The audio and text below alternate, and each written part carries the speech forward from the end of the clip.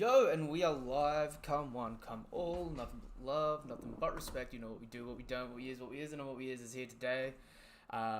With chapter 1037, Shuron Hage discussion. Yeah, it's been a while since we've done a discussion, isn't it, Eggs for Brekkie? Sure has. It has definitely been a minute. But I mean, what a chapter to come back to because there is a lot of shit to talk about. A lot of theory crafting, a lot of power scaling stuff. I mean, even the cover page, Germa, and more specifically Judge, is clean. Last time we saw Judge, he was in a one-on-one with Snack. True, true. So I don't know if this is supposed to be set in the past or if this is supposed to be concurrently in the story. But essentially, Germa got out, no harm. Yeah. Well, in the image that we saw, we only saw Reiju, Ichiji, and Judge. Yes, Yonji So I'm and not saying this, yeah, possible. Maybe they went down or are seriously injured. yeah. Look, they definitely could be injured, but I mean, the top three, and I think everyone has said for a very long. Ooh, Okay. yeah, sorry, just wondering. Chat, let me know if you can hear my audio. I just got a notification then saying that we're not getting any bitrate for my volume. Mm.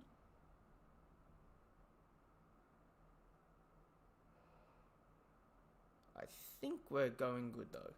I mean, it looks like it's working on my end. I got a notification saying it wasn't working, but I mean, I can't necessarily test that. You know what I mean?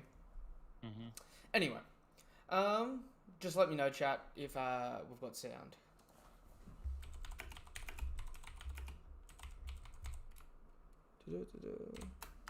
But yo,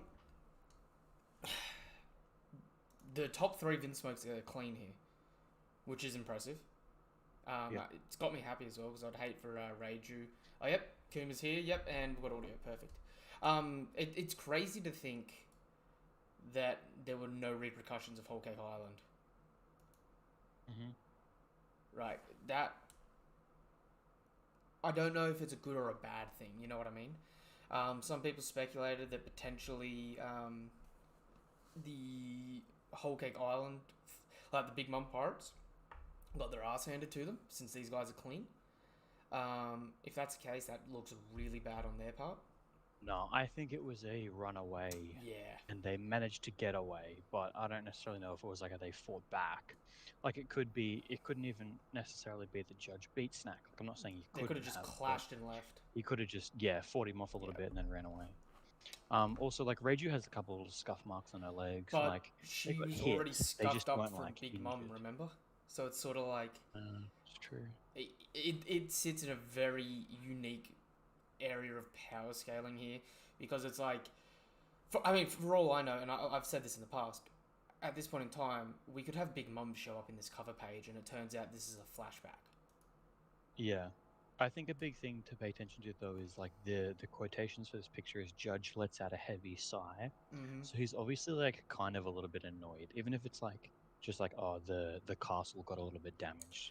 I mean, Regardless, he's kind of like a bit oh damn it like Judge lets out a heavy sigh. Germa 66's cold-blooded voyage. To me, it's going to be about them trying to come up with a new scheme now to get mm, back the North Blue. Like Big Mum fell through. What's their next plan going to be? You know what I yeah mean? right that is true. He's kind of like oh what do we do now? He's like, well, shit, that didn't go the way that I planned, but it is what it is. Mm. Um, so let's jump in now. I don't care really about the people at the fire festival. That's not really super interesting to me. It's almost coming to a close, so I'm assuming it's maybe almost midnight. Oh, true. I don't know what time they'd be winding down, but the fact that they're saying like the day of the fire festival's coming to a close to me is like okay, so maybe it's getting closer to midnight, new day, which would make Yeah. sense because when Luffy beats Kaido, we're probably going to get the new dawn. hmm I think it's funny because when they were putting the writing on the lanterns, it's like, I want to see my mum again, food for the kids. Whereas, like, you would think realistically in a festival like this, it would be like, I want to be a superhero and, like, I want to be rich. Mm-hmm. But, like, they're so, like, poor that they're literally just like, I just want my mum back. Yeah, they And, just. like, I just want the kids to not starve to I death. I was actually talking to Glitter about this today, my wife. Um, Kaido sits in a very interesting spot where he very well is like one good chapter away from being the best villain in the entire series. Because what a lot Mhm. of people seem to not associate with him, not credit to him, and not really acknowledge enough is like the entire story, really, um, since Thriller Bark has been Luffy traveling down the log post path of Kaido's set of islands and seeing the influence of Kaido. And what I mean by that is, Mhm. I mean, we had Moria who escaped the Beast Pirates in the past and fled, right? And then after that, we go to Fishman Island. Although that isn't Kaido's territory, the next place we went after was Punk Hazard, where Kaido was once housed. Then we go to Dressrosa, where arguably Doflamingo is the best villain in the story so far that's fleshed out. Mhm. Is just one of the subordinates of Kaido. He's just another underling to Kaido. You know what I mean? True. And then we go Yeah. from seeing the fact that just one of his underlings, one of his allies, far spreads throughout the whole world, had dealing with all the other Yonko, had dealing with the world government even, right? Go to the Mhm. next arc and see that one of his officers alone is able to almost topple a civilization of 1,000 years. Like it's nothing. Mhm. You know what I mean? To then take a detour to Big Mum's Island to come back and then just see what his other ally in Orochi has done to another country that's supposed to be one of the most famous countries for strong individuals in the world. Like, Yeah. Although to be fair, it was him who originally took everybody out. but that's the thing, you know what I mean? It's like all these stories and all these people and all these terrible people are directly connected to being his underling. Like he's Mhm. one good chapter away for having like that moment where it clicks for people and it's just like shit, he may be the best villain in One Piece. And like it Yeah. even comes down to now how he's like the bastardized version of Joy Boy. You know what I mean? Yeah. He's he's like he tried to emulate Joy Boy in his own way, mass producing fake smiles, producing an army. He essentially opened up Wano's borders in his own way by having trade come in and out, but only through him. Like Mhm. he really is like apart from Legend. apart from the very dumb might makes right. There is a lot that goes into him, and like Mhm. I think a lot of the stuff that's actually that should be credited to Kaido Mhm. probably isn't. You know what I mean? His Yeah. influence is credited more to his allies, and a lot of people don't really associate his allies with him because his allies sort of had their own motives. But realistically, at the end of the day, he was the one manipulating them in a way. Yeah.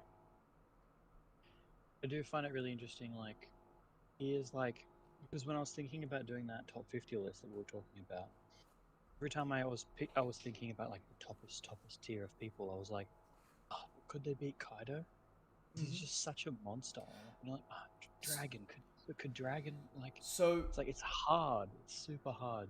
I don't know if I've prefaced this with you. I'm doing something a bit different this year with my top 50, and I'll say this to people in the stream who are looking forward to the top 50 next week because there's no chapter next week, so we're doing it next week. This year, I've gone over the top 50, and I've included like some side notes for characters that have no feats to say, look, I can't tell you where this person actually sits. This is where I hypothetically think they sit, but I'm not. Mhm. I'm not. I'm not definitively saying at the like. I'm not putting my life on the line to say Dragon over Kaido. You know what I mean?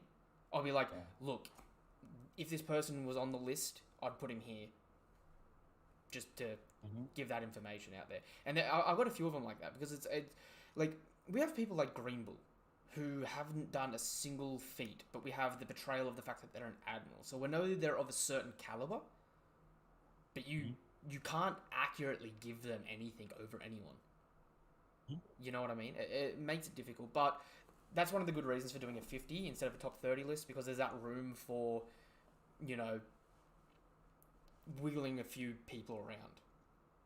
You know, some people might get to see where we actually view characters that they think should deserve that spot in that list, just a little further down, and why they might not necessarily make it that high up. Because I mean, at this point in time, it's like, and you know me, I'm of the mindset, until proven otherwise, that the admirals are probably equal to the Yonko in some way, shape, or form.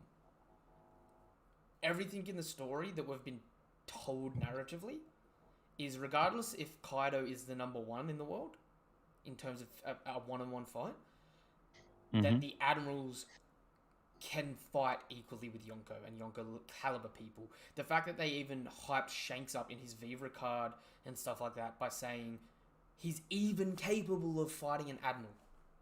You know what I mean?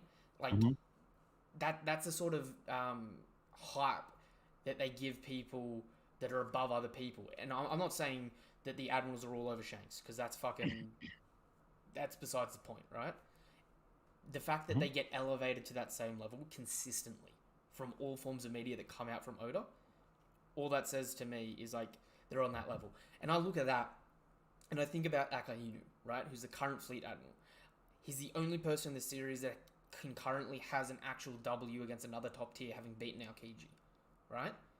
We've seen his fighting style. He's ruthless. He goes for kill shots. He aims for the heart. He specifically aims to maim or instant kill people with specifically targeted areas in all of his attacks.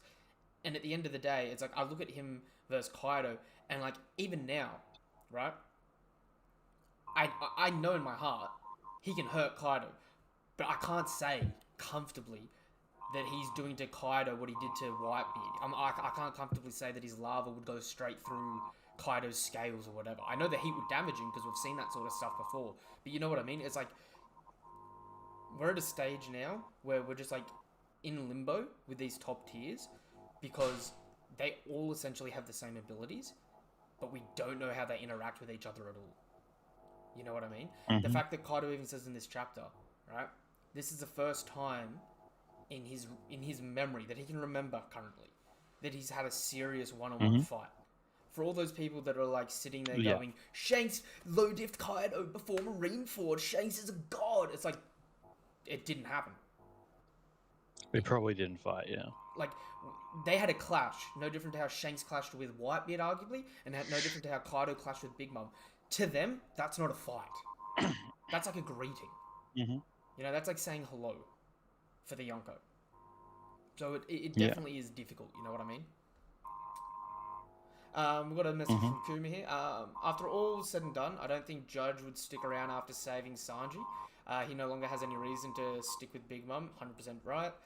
Lanterns are usually the finishing for the festival or ceremony. Yo, I 100% get what you mean there.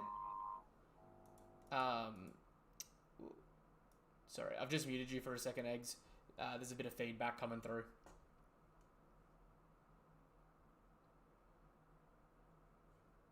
And it's pretty much gone there.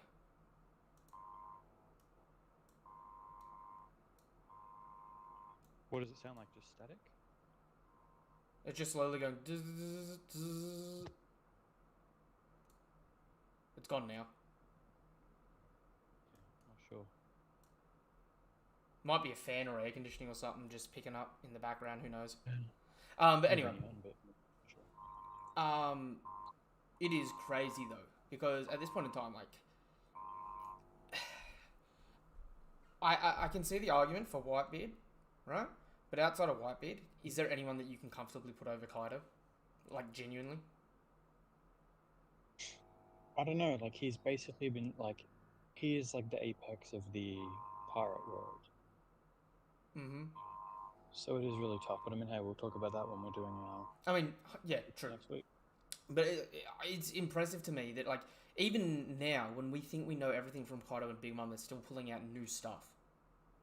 You know what I mean? It's like, we haven't hit the limit of what they are yet. Which is, like, it's crazy to feel that we're, you know, what, 60 chapters into the raid, and we're still getting new stuff with them. Yeah, true. So it definitely is more interesting. Which, I mean, like, I don't know about you. I loved Drunk Kaido this chapter. So here's the thing. At the start, I was like really annoyed when I saw him drinking. I was like, oh my god, he's going to get weaker, and then everyone's going to downplay Kaido. Or rather, everyone's going to downplay Luffy after Luffy beats Kaido. It's like, yeah, but he got drunk and then got smashed. I honestly think there is an argument to say that he's slightly stronger when he's drunk. Oh, I agree. He I gets think drunk here, and Luffy like can't keep up. He gets that one counter attack against him at the start, but like all of these different drunk phases is Luffy just getting like smashed on, and then they do the headbutt clash, and Luffy gets like out Haki, which we haven't seen him get out Haki yet. Yep. At least So, like since they okay. started fighting. He just goes and he goes, his Haki's getting stronger. Can I voice what I think's happening there? So, I mean, first things first. Luffy specifically says his Haki's getting stronger, right? Mm-hmm. Because I think one thing to take into consideration here is the Yonko are Luffy. They can still get better in a fight too. That's definitely one thing to consider here, right? Mm-hmm. But not just that. Haki is added on to what you already have, right? Kaido's still physically more dominating than Luffy, which is good because we still have Luffy able to whip out Gear 4 to, you know, level out that playing field. And he also has the Perception Haki advantage. So, to me, Kaido having stronger Haki, slightly stronger Haki, and also being, like, physically stronger, able to overpower him here in this clash, to me, it's like Luffy can still get better with his Haki, right? But he doesn't necessarily need to beat them because he still has more stuff up his sleeve. Mm-hmm. You know what I mean? Yeah. But yo, I just love how the thing is though is that Luffy was never got out Haki'd until this point. And then right after he gets out Haki'd, Kaido says, I was just starting to hit a good buzz. Mm-hmm. Why'd you have to serve me up? So it seems like when Kaido gets drunk, his Haki gets better, and then but then as he uses his Haki, it like sobers him, and so he got to like the peak of his like the golden zone, that peak buzz, and that's when his Haki like got at its limit, at its like strongest, and then he used heaps of Haki against Luffy, and then it like took all of his drunkenness away. I mean, you got to like literally like his level of drunkenness determines his Haki's directly related to emotion. His emotion's changing because of the alcohol. So he's probably coming through like a wave where he's like periodically getting a little bit stronger, a little bit weaker, a little bit stronger, a little bit weaker, depending on what mood he's in and how it's helping him fight. You know what I mean? Yeah. So it's like it's probably like, you know, if he's in sad drunk, right? And he's really like, I'm so sad, I just need to finish this. He's probably stronger than if he's in sad drunk and he instead of thinking of, I need to finish this, he's just like, oh, my castle broke. That sucks. You know what I mean? Yeah. But it is really interesting that, like, even at this top tier here, even with Advanced Conquerors and Advanced Rio, because that's what this was, an Advanced Rio Conquerors clash, there is still a difference in Haki. That recovers, for me, a little bit of the potential fear I had of Shanks just falling into the sidelines. You know what I mean? As in, you're thinking now like there's a possibility that Shanks could just have better Haki. Oh, I mean, he could just potentially have a little bit better Haki. Not necessarily above Kaido, but at least above Luffy. You know what I mean? I think Shanks absolutely has better Haki than all of the Yonko. That's why he's a Yonko, is that his Haki is like the best. See, the problem is, before this, right, we fell into the trap of if you have Advanced Rio and Advanced Conquerors and decent or advanced observation Haki, it doesn't matter because you can't take damage anyway. Because they were always perfectly equaling each other out, you know what I mean? Mm-hmm. So now we are getting those levels again, and that's good because it was established like that before. I mean, we saw what Kaido hitting someone with a Thunder Bagua did, right? Whereas Ulti, Yamato hit Ulti in the back of the head with a Thunder Bagua with Advanced Conqueror's Haki, and she shook it off. You know Yeah, what I mean? but well, yeah, I mean, like I always kind of expected that there were like levels to Haki. It's more just that it's like even if you're slightly stronger than someone, it doesn't make a huge difference unless you're significantly stronger than someone. See, now You know though, what I mean? Like, it's yeah. it's good that it is making that little bit of a difference in it. Although there is a question lying in that then. So if you think Shanks is a little bit better with his Hakis than the other Yonko, do you think Shanks is the best Haki user in the world? Well, that would depend on if Im is a Haki user or potentially how strong Dragon is. Although we're expecting Dragon to have a fruit, so it's possible he's Well, like similar but not quite. But I think it's but safe I to mean, assume. Shanks right now is the strongest person that we know of who uses exclusively Haki. Do you think that Shanks has surpassed what Garp was and what Roger was? No, not at all. I don't think Shanks is Pirate King level. No way. Okay. And I don't know if he would be better than Garp's Prime. It really depends if Garp was just like strong enough to not get completely smashed by Roger, or if he was actually See, equal. this Really depends. this brings it to like a hard finite question. You know what I mean? Because if Shanks is above the other Yonko in Haki, wouldn't that mean he would be Pirate King level in Haki? You know what I'm saying? Well, no, because the thing is that he's so. For example, if he's above Kaido in Haki, he still doesn't have a dragon fruit, so he's not as physically strong and he's not as fast and he can't shoot lasers out of his mouth, etc., etc., etc.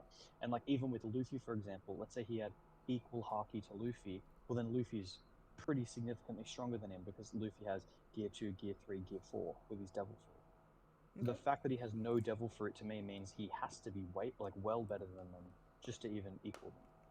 In all honesty, I can see the argument for it not needing to happen like that because of how Rio works on energy based attacks. You know what I mean? Advanced Rio, I should preface. Because, I mean, we've seen Luffy literally fly through a Borrow Breath. Yeah. You know what I mean? So it's like if Shanks can just go full body Rio, no different to how we saw people used to go full body Haki. You know what I Mhm. mean? It's like your Haki doesn't necessarily have to be stronger than anyone's for any of their external Haki abilities to actually damage you at all. True. So it's like, Oh, by the way, something that I noticed in this chapter is like Luffy does these Gear 3 Gatling attacks. mm-hmm, His Gear 3 fists are like his entire body. mm-hmm. I know it's like only two hands technically, but he's punching so often. He's essentially doing like what would be equivalent to like full body Haki 6 times over in armament because of like the mass of his hands. The fact that he's haking them up and then clashing over and over. It's like because we've never really seen Luffy go full body armament or like really any top tiers do like full blackening other than Virgo. So it's and everyone kind of looks at Virgo doing that and be like, oh, he must be so great at armament Haki. See, It's like realistically, I mean, the amount of mass that Luffy right now is armoring out is like well above Virgo. we saw Virgo do it and it got negated by Law. We saw Pika do it, got cut in half by Zoro. Mm-hmm. We saw Jinbei do it against Who's Who. He tanked it and beat up Who's Who in a single hit. Mm-hmm. You know what I mean? So it's like, it is hard. You know what I mean? I wouldn't necessarily say he's using 6 times more Haki though, because I feel like the process of no, I can't even say that because it's actually the hit. When he makes contact with the hit, he loses a bit of Haki because Because he's using Rio and things like that, and he would be projecting Haki out. well, not just that, but we also saw that like stays permanently Haki. we also saw that he can stay in Gear 4 for different periods of time based on how many hits he's landing. Mm-hmm. You know what I mean? Like if he's not landing hits, he can stay in Gear 4 for longer, even though he's near full body Haki. So right.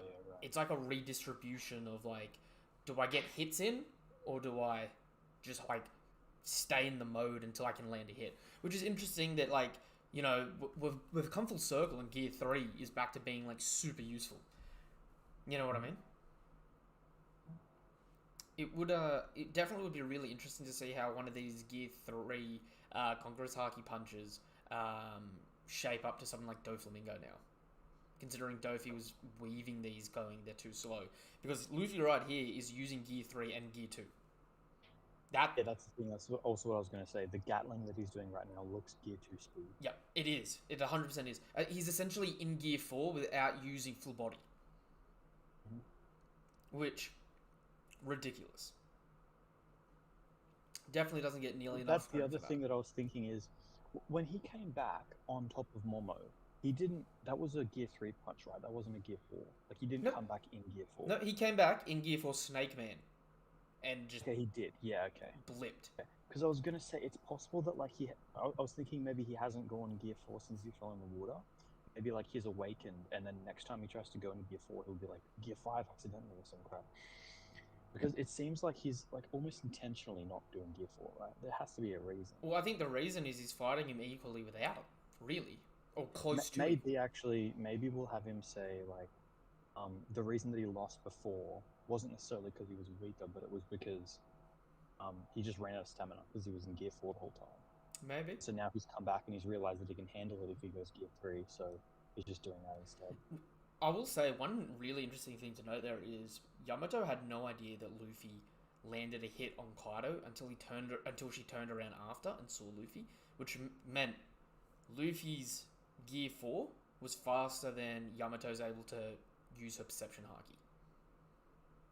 Fair. Or she wasn't, like, using it. Well, she was. It's hard to tell.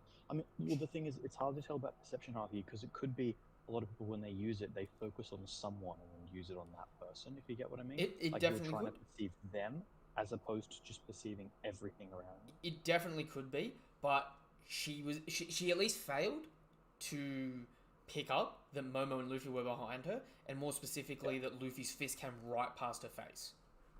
Yeah, that is true. So that is something to consider, because something I have noticed a little bit with Yamato, going back through the fights and that, is her perception haki hasn't really had a great showcasing.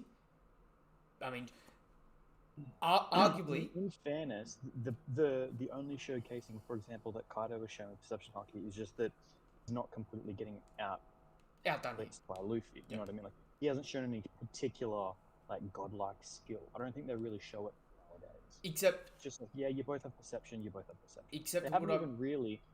We can kind of watch Luffy and Kaido's fight and infer that the reason that he's doing these actions is because he's seeing them in the future.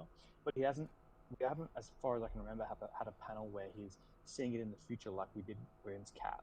I would argue Kaido's not seeing the future here. What he's actually doing is he's got regular perception, but he's so fast that his regular perception is enough to keep up.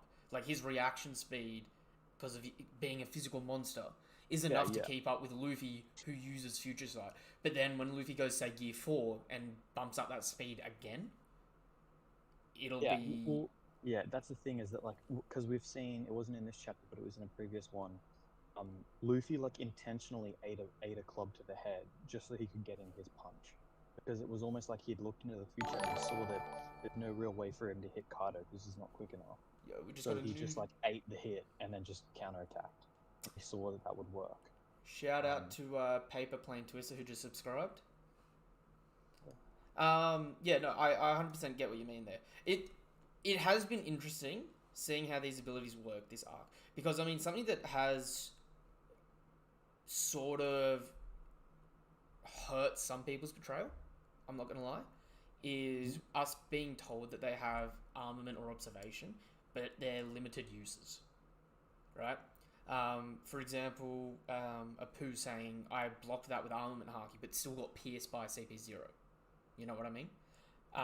People like Kid, who we've been told has all three types of... we've been told he has armament and conquerors. I don't think we've had it confirmed that he's got observation, but we assume he has all three types of haki. But then the problem is with him, right? We haven't seen him use armament or observation necessarily. You could argue observation for any of the Rooftop 5 because they were able to keep up with Kaido and Big Mom to some capacity. Yeah. And they had those reaction bubbles that are normally indicative of people using observation, at least basic observation. But then we have people like Yamato, who has severely lacked in those same feats and has struggled to keep up with Kaido. Although that being said, it was 1v1 when Yamato was taking on Kaido. Whereas Yeah, that's these what I other... was gonna say. That's real unfair because Yep. it was literally like 5v, and even when it was like 5v2, quote unquote, you didn't really see Kaido and Big Mom like helping each other much. They were kind of both just standing there like raid bosses, And as the other people just ran at them, and just like basically their fight was like Kaido just stands there, and then they all just kind of run at Kaido and like do a hit and like stab him a little bit, and then he just smacks them see, away, it and then another one runs at him, and he just does that over and over again. it is hard as well because Kuma Castle in the chat just brought up an excellent point. He doesn't feel like Kaido was going full serious with Yamato, and I'm actually... Kaido specifically said, I always took it serious fighting you, but at the same point in time, he doesn't feel like he was taking it as seriously as something like this. You know what I mean? Like, I thought the way, or I mean, not as serious as like Luffy versus Kaido, but I thought he was taking it more serious than when he was fighting the Five, because it was like he was genuinely just walking at Yamato and just going smack, smack, smack, like over and over again, just pounding her. Whereas against everyone else, it was they jump in from like his blind spot, stab him a little bit, and then he turns around and just bats them away, and another one runs up, and they I stab him, he bats them away, and he's never actually following up any of the hits that he gets. Like he'll launch Luffy back into a mountain, and then Luffy will just kind of chill for a bit, and then the rest of them will run in. He's never I actually like following and clobbering any individual person. I genuinely think, like, I shouldn't say I genuinely think. I feel, right? Like, I should preface this actually. I never felt like Kaido ever put the intent to kill against Yamato in any of that, regardless of what he actually voiced. I mean, the So fact... he specifically said that he was. You see, He's like, I'm not holding back on you. see, You're dead. it's hard because it's like Kaido on one hand will say that, but on the other hand, like, he'll respect her gender identity and he'll knock her down to the ground, but he'll also let her get back up after a little bit. Like, he might do a combo and double smack her in the ground, but then we will see her, she'll get back up, and he won't be trying to just speed blitz her on the ground or anything like that. It's not like she's on the ground and he's just consistently wailing on her and she's out and over, you know what I mean? Like, Kaido's physically dominating the shit out of her. And she's having a great showcasing, but it's... I think he was pushing her as much as anyone has pushed someone in One Piece. I... Like, there were multiple times when Lucci would like smack Luffy, and then he would like fall to the ground, and Lucci would just walk away. It's just a normal that people do in One Piece fight. I think it's hard, right? Because it's like, on one hand, Kaido, I mean, even in the war, has voiced that he still wants Yamato as an underling, regardless of what Yamato does. So to me, it's like he knows his kid's limit, and he's happy to knock the shit out of the kid. But I've never felt the killing intent from him. Whereas there was also never a time, other than against Luffy, when Kaido hit somebody with like 3 hits in a row. Every single encounter when it was like 2v5, Kaido would hit them like once and they would fly away, or he would like grab them and smack them into the ground or something. In that defense, never like a 3-hit combo. In that defense, I would just say that Yamato is actually probably a bit more physically durable than Law. I mean, like, as much as I love Law, right? We've seen him fight a few times, and his main thing going for him isn't his HP. Whereas Yamato being in a mythical zone, one of the big things going for a zone is how much health they have. You know what I mean? Yeah, cool. So it's like one of those things where it's just like shoving off their strength. I mean, like, Yamato got tagged more than Law, but she could tank the tags. Law tagged Kaido probably more efficiently than Yamato, though. You know what I mean? Yeah, there's but a bit of mind you, Law has a specific ability that lets him like penetrate the scales. Yeah. And he did that kind of from like a blind spot, sort of like blipped into him and then just stabbed him. It wasn't like he ran up in a 1v1 while Kaido was trying to swing at him, dodged the club, and then jumped up and stabbed him in the neck. He hasn't been finessing like Luffy. I mean, ultimately, it is what it is. I mean, at this point in time... I would say, like, the only person who's actually, like, 1v1 looked at Kaido and just fought him while Kaido's attention was on them have been Luffy and Yamato. Everyone else, it's been he's looking at something else or he's dealing with something else, and they just kind of run in and do an attack. Or like Law blips them behind him or something like that. From memory, though, it doesn't necessarily play like that. What happened is it was sort of Luffy. I mean, when Kaido went hybrid, because before Kaido went hybrid, he was just fucking around. He was not doing anything. He did not take really anything serious. Then he goes hybrid, and then immediately he took Luffy serious, and he just beat the shit out of Luffy. Yeah, he mollywopped him. Yeah, and then Zoro, Law goes, I'll take him, hits him, gets hit away. Then Zoro goes, okay, my turn. Hits him, gets hit away, gets up, does Ashura, gets a good hit in on him, and then Kaido hits both him, like both Zoro and Law, and then that's the end of it, of the altercation. So to me, it was never really like, at least when it was Law and Zoro fighting Kaido, there was never a moment of, that manipulation that we get where it was like Luffy and Law versus Doflamingo. Law would do it for himself because that's how he fights, but he was not swapping Zoro out of the way to stop Zoro getting hit when it was just them versing Kaido. You know what I mean? Well, he was swapping Zoro out of the way, or a few people out of the way in general, like away from the lightning bolt and away from like Boro breaths and stuff. He was like saving people constantly. But that was also when Kaido wasn't taking it serious and Big Mom wasn't really taking it serious. Even then, when both of them weren't taking it seriously, they were like near getting one shot the whole fight. Yeah, but it was also defensively there. It was never done offensively. Like they've never done that manipulation on Kaido offensively in this arc so far. Except for when Law blipped himself up to Kaido. But that's also just Law's fighting style as well. So it's like, yeah, of course. That's that one hard one where it's like Law's not going to stand there and run at him and jump at him, like and gamma knife him. Like in that case, it's like, okay, Law can basically blip himself next to anyone and then stab them with a gamma knife. Therefore, he's instantly above anyone who he can kill with a gamma knife. Yeah, he pretty much is. Even someone that's like Dofi level. The only reason Dofi survived is because of his unique, like, string ability. Anyone on Dofi's level that didn't have that ability would die. I mean... But he can basically one-shot anyone at that level. I mean, realistically, Law was a perfect counter to, say, the likes of Jack and Cracker. You know what I mean? Yeah. Even...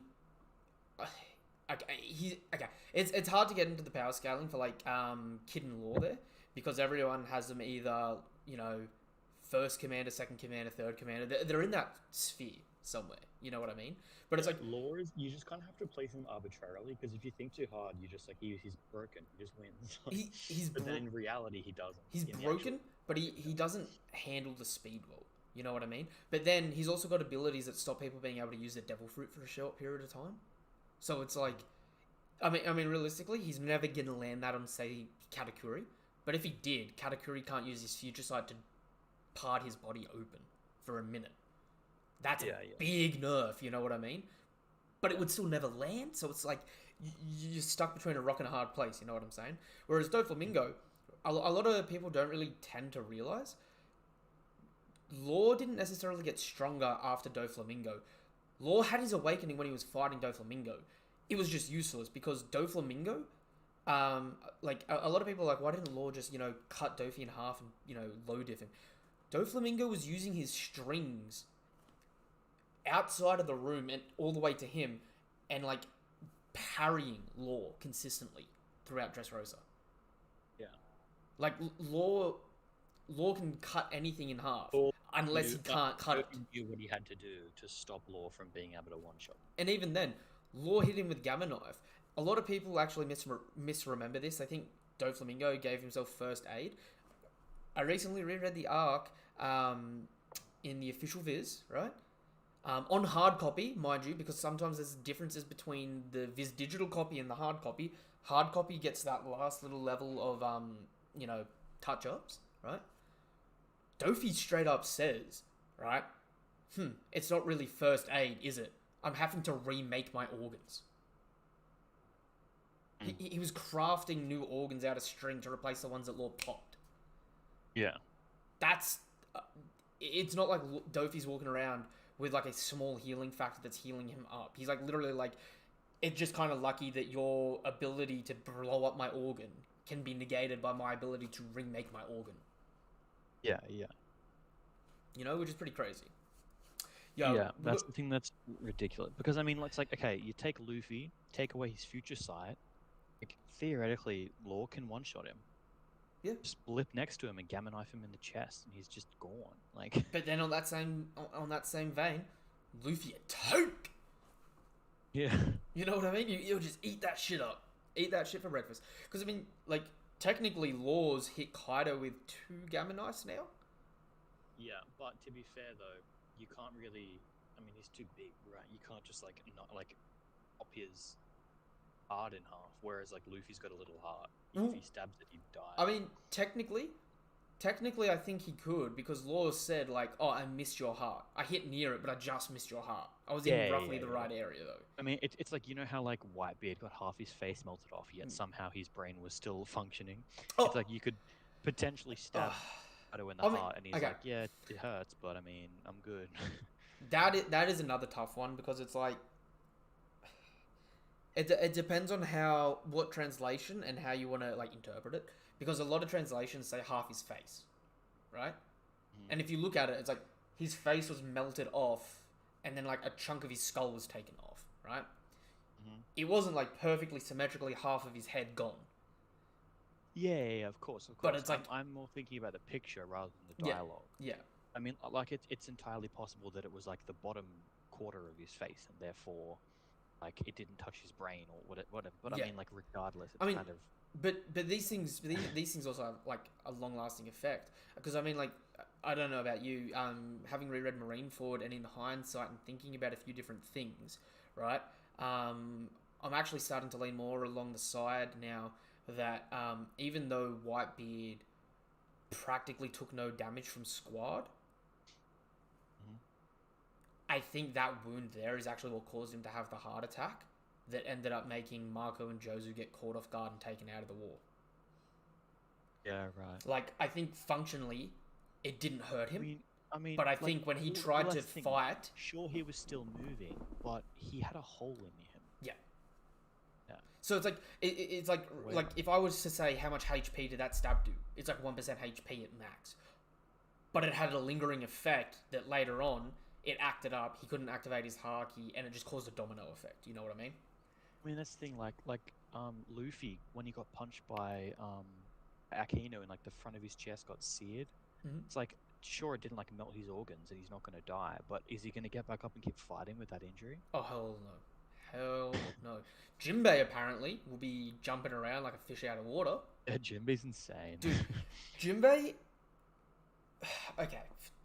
This is a small tangent. By the way, someone who's so big and so tanky, who can like push Big Mom back and like block Big Mom's punch and things like that, he also is like shave level fast in dodge. Yeah.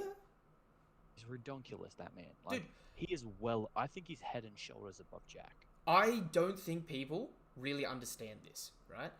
People love to downplay Ace, right? I don't know if you've read the Ace novel or read the Ace manga adaptations, right? I mean, I've done reactions to them. We'll go check them out, right? My boy Ace, when he fought Jinbei for 5 days, Jinbei hasn't necessarily gotten stronger since then. Like, Jinbei has arguably been a stagnant character throughout the series. He hasn't gotten stronger. He's not going to get weaker. Now he's a Straw Hat. You might lean towards the idea of him getting stronger. Realistically, he does not need to, because you got to think, he tied with Ace, right? But Ace was doing island level attacks like it was nothing. Like, I don't think people understand. Like, in my opinion, Ace was the strongest second division commander by a margin. Like, yeah, I'd agree. I mean, he was strong enough that even though I'm sure it was just due to like overconfidence, but he thought that he's going to beat Kaido. Like, he genuinely went to Onigashima and he was like, "Oh, I'm going to beat this Kaido guy up." And it's like, sure, that's like, I'm not saying he's anywhere close to Kaido, but like, he was strong enough that he can look at a Yonko and say, "I could probably beat you," because he probably thought that like Blackbeard was like uniquely head and shoulders above everybody else, so he didn't expect it. But I mean, still, he's like, I can't imagine anyone being. Yeah, I don't So know. He was Ace, pretty bloody confident. to me, Ace was head and shoulders above all the other second division commanders, even Lucky Roo. I'm saying Ace, legitimately, based on the fact that, based on his Devil Fruit, it is ridiculous what he was capable of. Go check out Yeah. that manga. You will be Although I will flabbergasted by say, his abilities, right? yeah, I will say though that manga, like the art style is entirely different, and so I feel like a lot of the fights have been. I know it's canon and everything, but I feel like a lot of the fights can be embellished a lot more than the way that Oda draws it. So even though you might see like his one punch like annihilates an entire island, it's entirely possible that let's say we see Sabo's fruit in more detail later on in this manga that Oda draws, it doesn't look that ridiculous. Oh, look, So like it could be that like their fight that's was a little bit over embellished to try to make the fight look really cool. that's possible, but I mean, in all honesty, right? I still give that feat because it's regarded as canon. I still give those feats to Ace, and I actually still give those feats to Sabo because at this point in time, there's no reason for Sabo to not have those same sort of abilities, really, right? And it's ridiculous, but I mean, a lot of people put Sabo in the first commander range, right? To me, it's Sabo sort of picks up where Ace left off, and where Sabo is where Ace would have been. You know what I mean? Given that same. I find it so hard to play Sabo because like when you think about it, let's talk about their like latent potential, right? Mm-hmm. Now we're back on the island. 49-51. Brothers. Ace was the strongest. Mm-hmm. Then Sabo and then Luffy, but Luffy was significantly like Younger. was a lot younger than. Even still, it might be possible that they are more naturally talented than him, but whatever. Ace was the strongest, and then Sabo, and then Luffy, and so like Ace may have been naturally gifted wise better than Sabo. So it is possible that like even as like a fighter, Ace when he died is stronger than Sabo when we saw him at Dressrosa. I Because mean, I mean, who did we see Sabo fight? The Admiral, yeah, that was awesome, but I mean, the whole point of it is like you can't because of my fruit now, and then it wasn't much else. Like I mean, we saw Zoro fight him, but so it's like you also it's got not to like they think. were actually setting up power feats. You've also got to think. Application. Fujitora was not fighting. Exactly, they weren't like setting up power feats there. He Like, was you should just literally ignore that. he was literally stalling for his own goal, and Sabo had just gotten a new fruit and was dicking around. That's not how he fights seriously. I mean, you even see it when he's clashing with Fujitora, and he's like, "You're an admiral. You should be way more capable than this." And then Fuji shows a little bit more strength, and he's like, "Oh shit, yeah, this is more like it."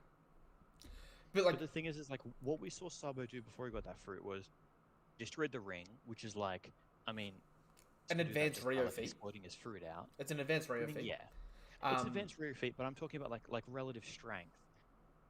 And then he fought Strongman, Burgess. who, as far as we know, has had a pretty crap showing. I mean, no, not at all. Because, I mean, at this point in time, feats wise, on screen, he has the same feats as Shiryu. Relative to Ace's strength, nothing that was shown in Dressrosa is above Ace. No. Sabo. No. Nothing No, from Sabo that was shown is above Ace. Not at all. But so I think you could even assume that Sabo before the fruit is weaker than Ace. That is considering that Ace is like well above the strongest of the second divisions. Yeah. No, I agree with that. I feel like a lot of people place even base Sabo without the fruit at like above first division commander level. No. I will fight people on that. He had advanced armament and decent observation, and as far as we know, no conquerors. Okay, who else has just an advanced form of armament? You know what I mean? I mean, like, arguably, right? Him without the fruit is no different to say like what Kinemon was physically capable of. I'm not gonna say that Kinemon and Sabo were the same level without the fruit. That's ridiculous. But you know what I mean. Like in terms of what they were, like had in their arsenal, there's not much of a difference there. But like, if Sabo at that level, I honestly feel like at the point of pre-time skip, like at the point of the war, if you were to take like the power levels of Ace, Sabo, and Luffy, it would be equivalent to when they were younger. I mean, I look at it right. Sabo had a bounty of 600 mil or 602 mil, right? Snack had a bounty of 600 mil. So to me, Sabo, right, is a 4th Division commander without the fruit, ate the fruit, 1st Division commander. Jumped three full ranks cleanly in terms of strength. Arguably, even, depending on who you want to talk to, whether or not he's at the topper or lower end of that first commander range. You know what I mean? But We'll have to see next week. But, right? The point being that I was getting to is Jinbei says in that manga that the ace that fights Whitebeard on his 100th duel is significantly stronger than the ace that tied with Jinbei, right? Yep. But that same Jinbei, my fish man, the big Samoan sumo wrestler, right? That man there, he was catching Akainu's hand, even though it burnt the shit out of his arm, right? We have canonically that he's able to hurt Luffy with Fishman Karate, right? That he's able to hurt Ace and Logias with Fishman Karate, right? He tanked Akainu punching a hole through that man's chest, right? He ate a CP9 6-power user, literally dicing this man up point blank and then one-shot him. Jinbei has had a ridiculous showing, alright? I'm sorry, but Jinbei's showing, compared to someone like Jack, he mid to low diffs Jack, based on physically what we've seen on screen, alright? Narratively, might be different. But Jinbei has had way too many things, especially health-related stuff, attributed to him that most characters in the series will never come close to. He's ridiculous. Right? And that might be hard for some people to think about, but it's like Jinbei has had some crazy stuff on his showcasing. Not to mention, right, he's nerfed most of the time because he's not in water. This man's the strongest Fishman Karate user that we know. Arguably the strongest Fishman in the world we know, right?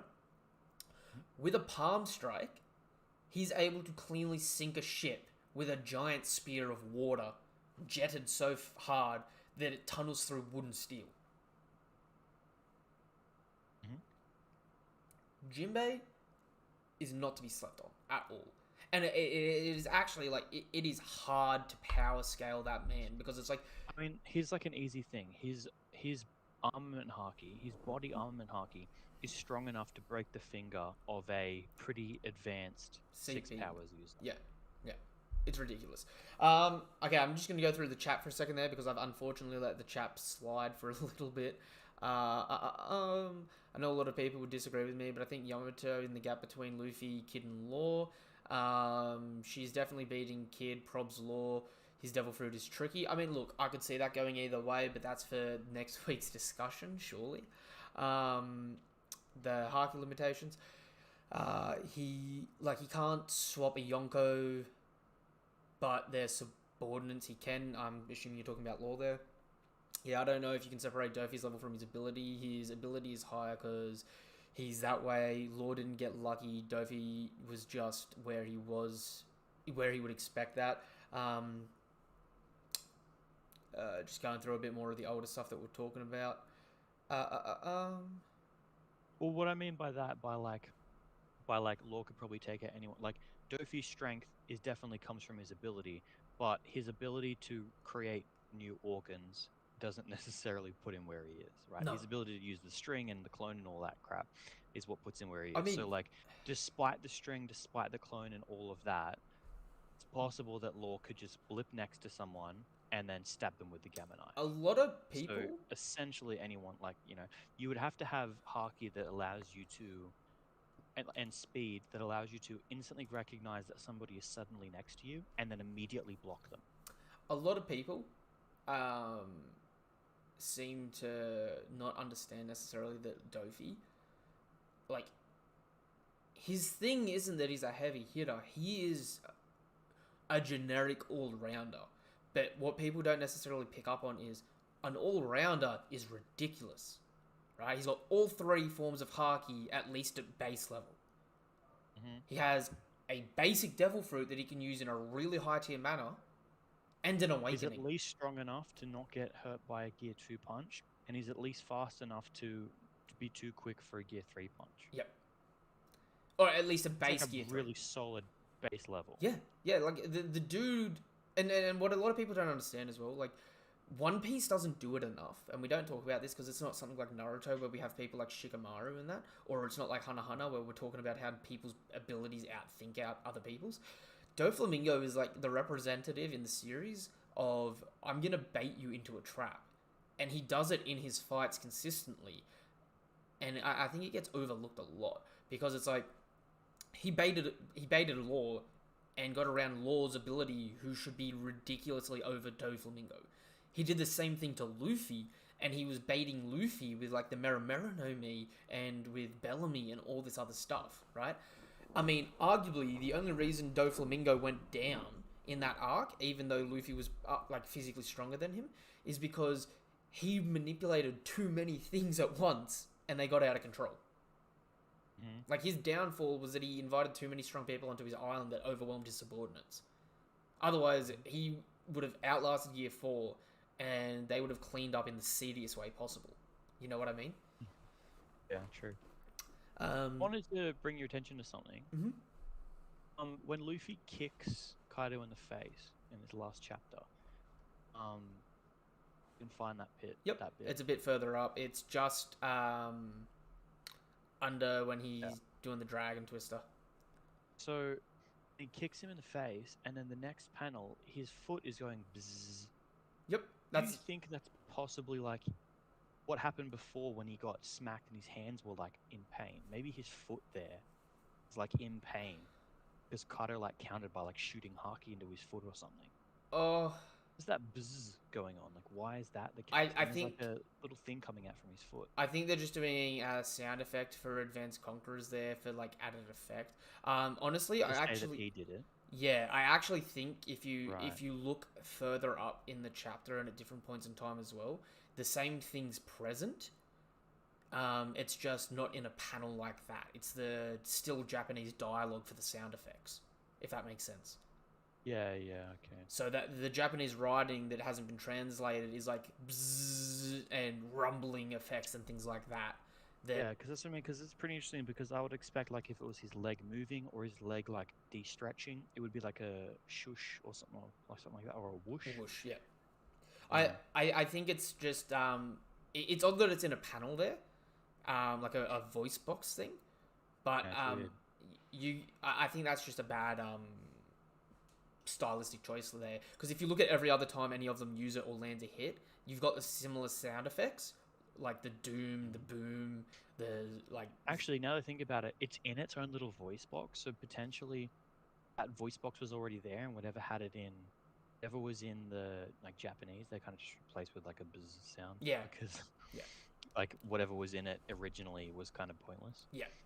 I mean, they very well could have done that, because you can see it consistently throughout the whole thing. Like, even when they do their headbutt, you got it down the bottom, and then on the next panel, you got the same sound effect dragging on for the whole clash. That's probably that same bzzz sort of sound effect. Also, I wanted to call attention to like how much Luffy is getting carried by his perception haki, because like when you think about it, in this like Gundari thing, clashing and clashing and clashing, and then Luffy gets hit seemingly kind of, I mean, it's kind of at the same time. Down at the end. Potentially first. Yeah. Down at the end, yeah. Luffy potentially gets hit first and then counterattacks is how I'm imagining this. So as they're doing this clash, one of the clubs gets through, hits Luffy, and then he, because he's using his future sight, sees that he's going to take a hit and then has a chance to counterattack, punches Kaido, keep punching, and then what happens is you have Kaido swing through, Luffy notices it with his future sight, just manages to jump it and then counterattack. If he didn't have his future sight there, if he just had Kaido's level of perception haki, he potentially would have gotten hit, not counterattacked, and then gotten sweeps at his legs and not been able to see that, and then not been able to counterattack. Yo, I didn't quite pick this up the first time. I mean, first things first, right? I get what you're coming at. The way I read it was more sort of like when Luffy was fighting Katakuri, when it was Future Sight and Future Sight, and it's like every now and then one of them would land a hit and then the other would land a hit. But you are right, it could be Luffy took the hit to land a hit. Yeah. Especially when you actually look at it, Luffy's hit's stronger because Luffy's hit is advanced Rio Conquerors, whereas Kaido... So Luffy's using Rio, hence the rock, in the name of his attack. Kaido's just using his club. That's something to take into consideration here. It doesn't have the Advanced Conqueror's Haki effect consistently throughout the whole thing. It might have Rio there. Even if it has Conquerors, it might not have Rio. Yeah. That looks like, to me at least, that it actually hit him and knocked him away, because it doesn't have like the bending. So you could look at it and see that the line effects going towards Luffy from it is Rio, and it's like hit him up. Or you could look at that and go, Luffy got hit, and that's the club sort of coming back from it after the hit.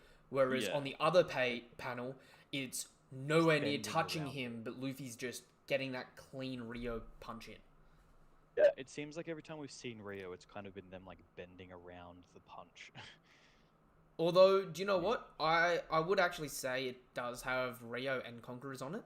Because if we go down and see it when they're actually side by side, instead of just from Luffy's perspective, there is a gap between them. Yeah, but you could also say that gap's being created by just Luffy's Rio. I would... Then again, I mean, that could be the case. I would say no, because in the past, when we've seen it just one of them using Rio, they have more ground gained, if that makes sense. Yeah. Because Oda's actually been pretty consistent with that.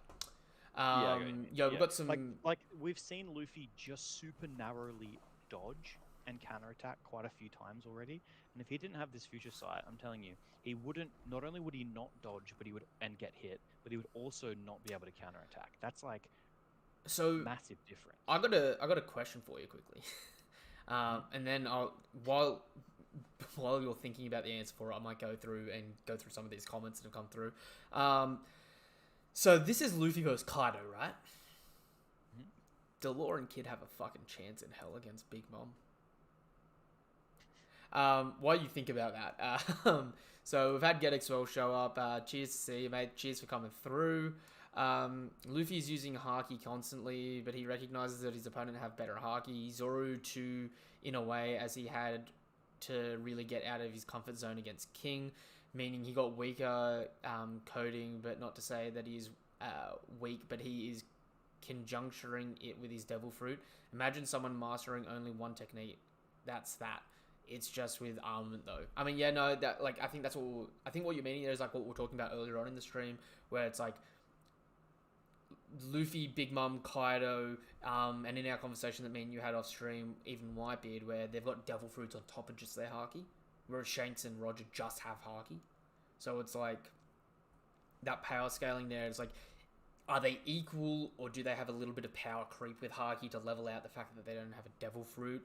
Does it matter or not matter because Rio essentially negates personal damage from elements from a Devil Fruit? You know what I mean? So it's like you could definitely see the argument of either way, that it doesn't matter, because once you have Rio, even if you're just equal to Kaido and Big Mom with Haki, their super strong attacks don't do anything to you, because if you've got Rio, as we see here, that attack doesn't land. It doesn't do anything.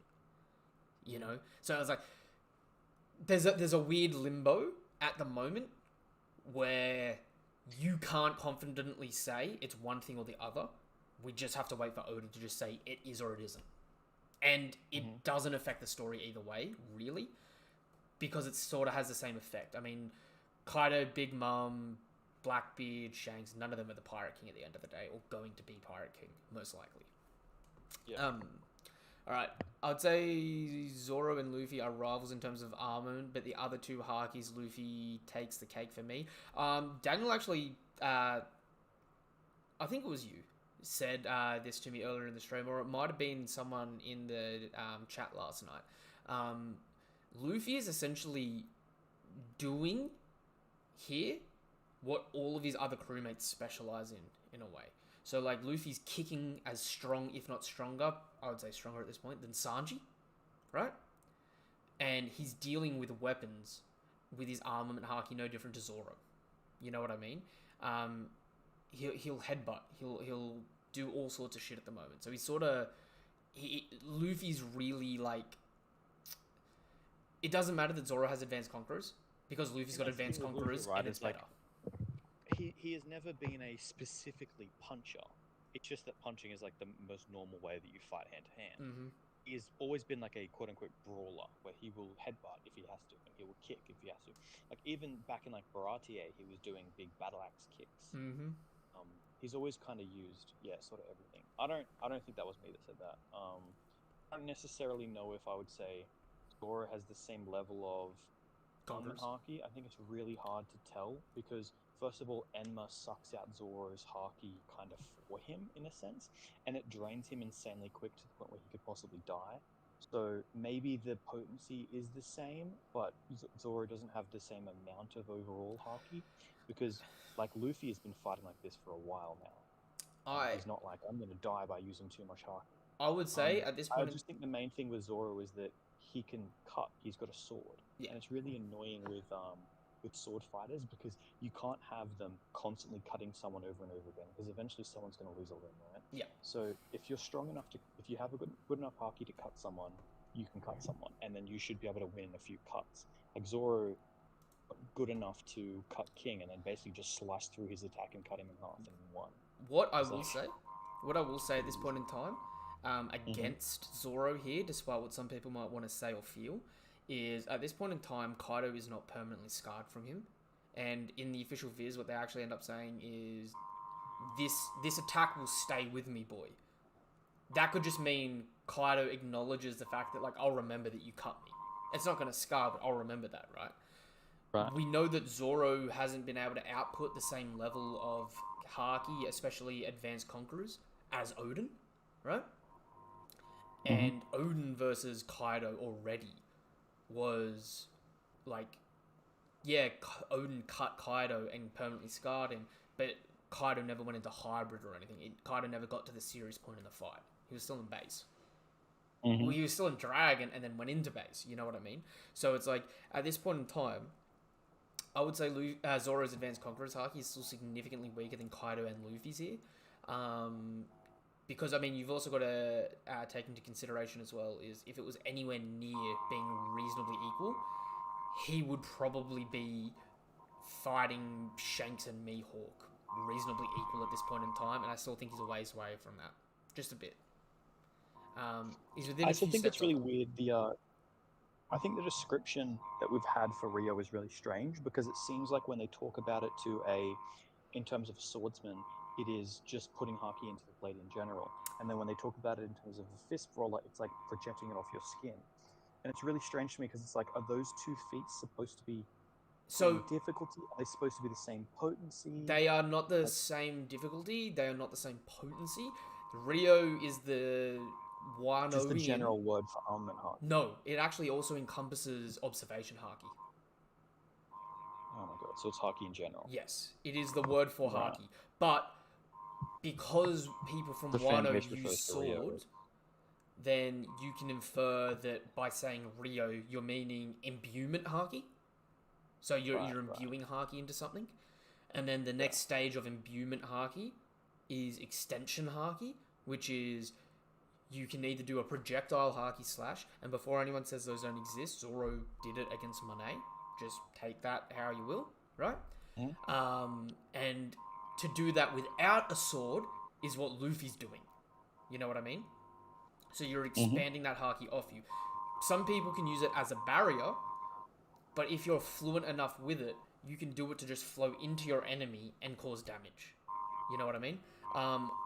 It's a bit hard to tell whether or not there's a step between those last two, though, or whether or not they're the same. Whether or not making Haki come off your body at all is the same as doing internal damage, or whether or not it's a slightly elevated step of the same thing. You know what I mean?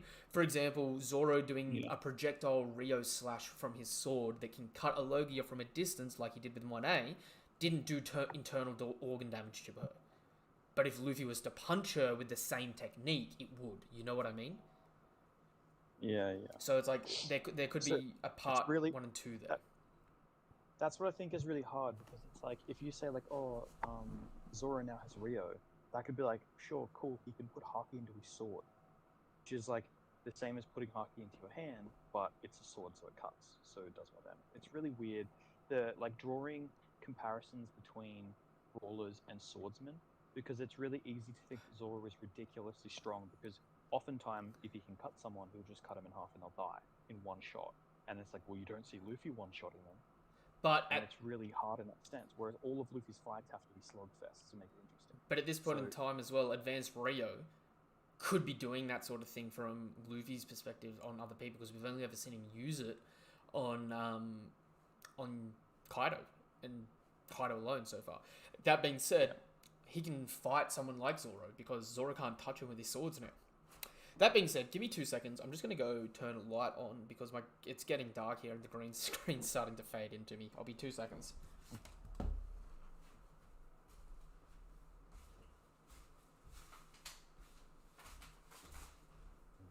Also have to go through... And that is a lot better. I'm back now.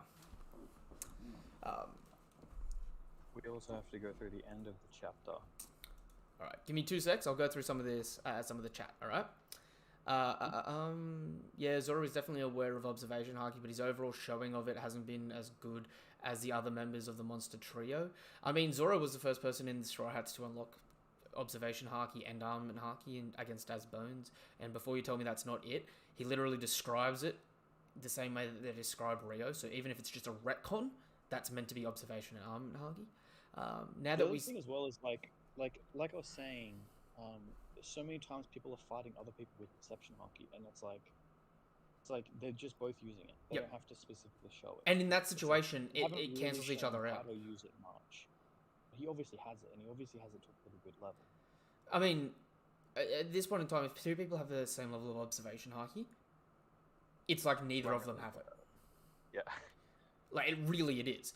Observation haki is important, but at the same point in time, it's like, if other people have it, all you're doing is having an equal playing field there. You're not having like... I mean, it's the same thing as armament, right? Unless you have specifically well above the other person, you're not really going to notice. Yeah, 100%. And I mean, like, at this point in time, that's why it's like getting interesting, but it's also hard scaling wise when we say that other people have armament and observation haki when they've got like very minimal feats with it. You know what I mean? Because it's like, it just makes them look abysmal. You know what I'm saying? Like saying someone like a Pooh has armament and observation haki. It's like, okay, that's really cool. But in terms of the story and what we've seen, his observation haki is good enough for him to parry Zoro when he's looking directly at Zoro, but it's not strong enough to say, I can sense Zoro behind me about to cut me in half. Oh, I can't sense Drake behind me biting me in half. Shit, you know what I mean? It's like... Yeah. And this is where it's going to be very interesting as well, because Haki is just as strong as someone's willpower, right? Luffy has a stronger will than a Pooh, even if they've got the same techniques, right? Because we've seen Luffy register someone attacking from behind him and turn around and grab them and stuff like that, right?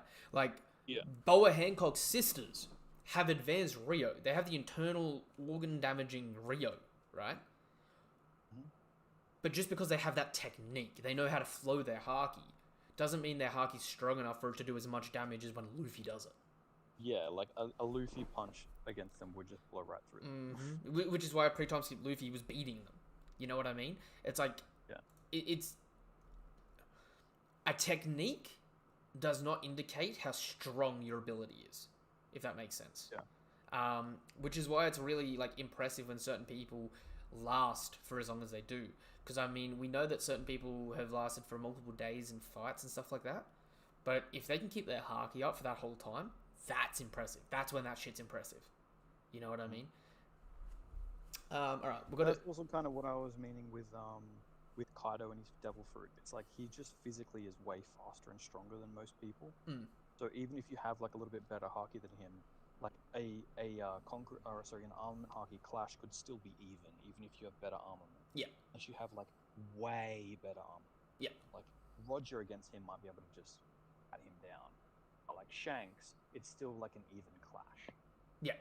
I mean, look, it's hard because there's levels to it. You know what I mean? But it's like, if it's so minuscule that it's just, like, headcanon instead of, like, something that's semi-measurable, it doesn't matter in a way, you know what I mean? And not that Haki's measurable. I mean, we're not walking around at the moment with our Doriki scales out doing it's over 9,000.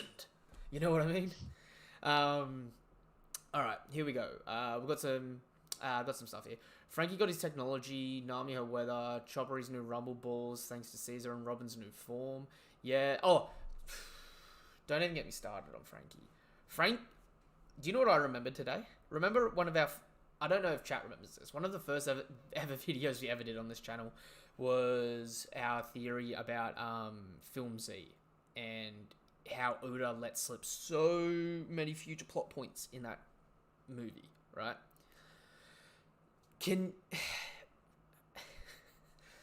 A radical beam is an admiral attack, right? And you saw that series of photos I sent you in PMs the other week with all the laser attacks that we've seen in the series, right? Yep. Frankie's one-shotting numbers, who we've been told are comparable to Oars. Frankie's one-shotting, when it lands, Topi Ropo with that same attack, right? In Film Z, my dude Frankie, which now makes me think that End of Series Frankie's going to get this ability, which just is like, that's so filthy. Frankie has a fully automatic radical beam that can shoot hundreds of shots, no different to Kizaru. Can you just actually imagine that? Right? Like, I love Cracker. That's taken out Cracker. That's blitzing the shit out of Jack. Jack is down from that. You know what I mean? Yeah, that's true. It is crazy to think that maybe like End of Series Frankie's fucking third commander level. I mean, and look, you can say it's a non-canon movie and it's just headcanon or whatever, but it's like they teased at this arc that they want to get the technology from Queen's base to get Frankie replicating a fully automatic radical beam. You know what I mean? Yeah. All right. A few more chats here. Zoro himself says he's weaker than Odin. Yep. Zoro said that his Haki wasn't good enough for Odin's sword. I mean, it's also important to note that Odin, with Advanced Conquerors, was equaling Whitebeard with no Haki on his weapon. That same Odin was getting low diffed by a Conqueror's Haki slash from Roger. And then Roger and Whitebeard with Advanced Conqueror's Haki and Rio were clashing equally. Right? If Odin's here and Roger and Whitebeard are here, and Zoro's saying he's not here, he's under here, right? There's still a fair ways away from Zoro to having Luffy level Advanced Conquerors, all right? Despite how some people might feel about it. Well, considering that the 5 cities connected to the highways of Vancouver are recovering from a world-breaking flood. Ooh, okay. Talking about the flood. That's a bit bleak stuff there in the chat. We're talking about this. They're talking about the tsunami. Have you heard about the tsunami? I heard there was a tsunami warning. I didn't hear that one actually hit. Oh, I think it's been warned everywhere, but like the swells have been picking up, all around the vicinity. Right. Okay. This is northern Sydney, right? Like just all around the. All along the coast. The Pacific? Is it Pacific Coast? I should know. Yes. I think it's the Pacific Coast. As in, how big are we talking the radius? Like the whole kind of western coast of... Eastern coast of Australia? Yeah, we've gotten tsunami warning for the whole coast. For the most part. Right, okay. Sure. Okay. Yeah. I saw, because I just saw a post from some like northern Sydney Facebook page and it was just saying warn Sydney. Okay, here we go. The power scaling in One Piece and other shonen is the plot. I mean, look, One Piece is. I mean, we were joking about this earlier because before we came on stream, we watched a video from someone power scaling, and they're like, Gear 2 Luffy's 400 times faster than the speed of light, and then when he's in Gear 4, he's 1,000 times faster than the speed of light. Therefore, Luffy is fucking intergalactic level and shit like that. And it's like, yo. Naruto fights someone who can create their own universe and then destroy it. Therefore, Naruto is intergalactic level and can destroy all universes. It's like, dude, when people say stuff like that, it's like you obviously don't read the story. You're obviously taking an arbitrary calculation of a still image, right, and applying your own headcanon to it to try and justify whatever agenda you're trying to do. All right. In these stories, these people are fast as anything. All right, they break the laws of real world physics by far.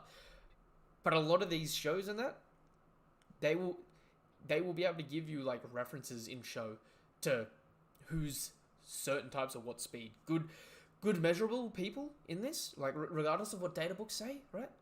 if someone is lightning and uses lightning attacks, they're moving at the speed of lightning.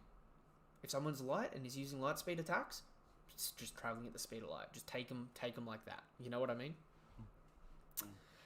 Power scaling is nice and fun when it's not taken seriously. I mean, 100%, right?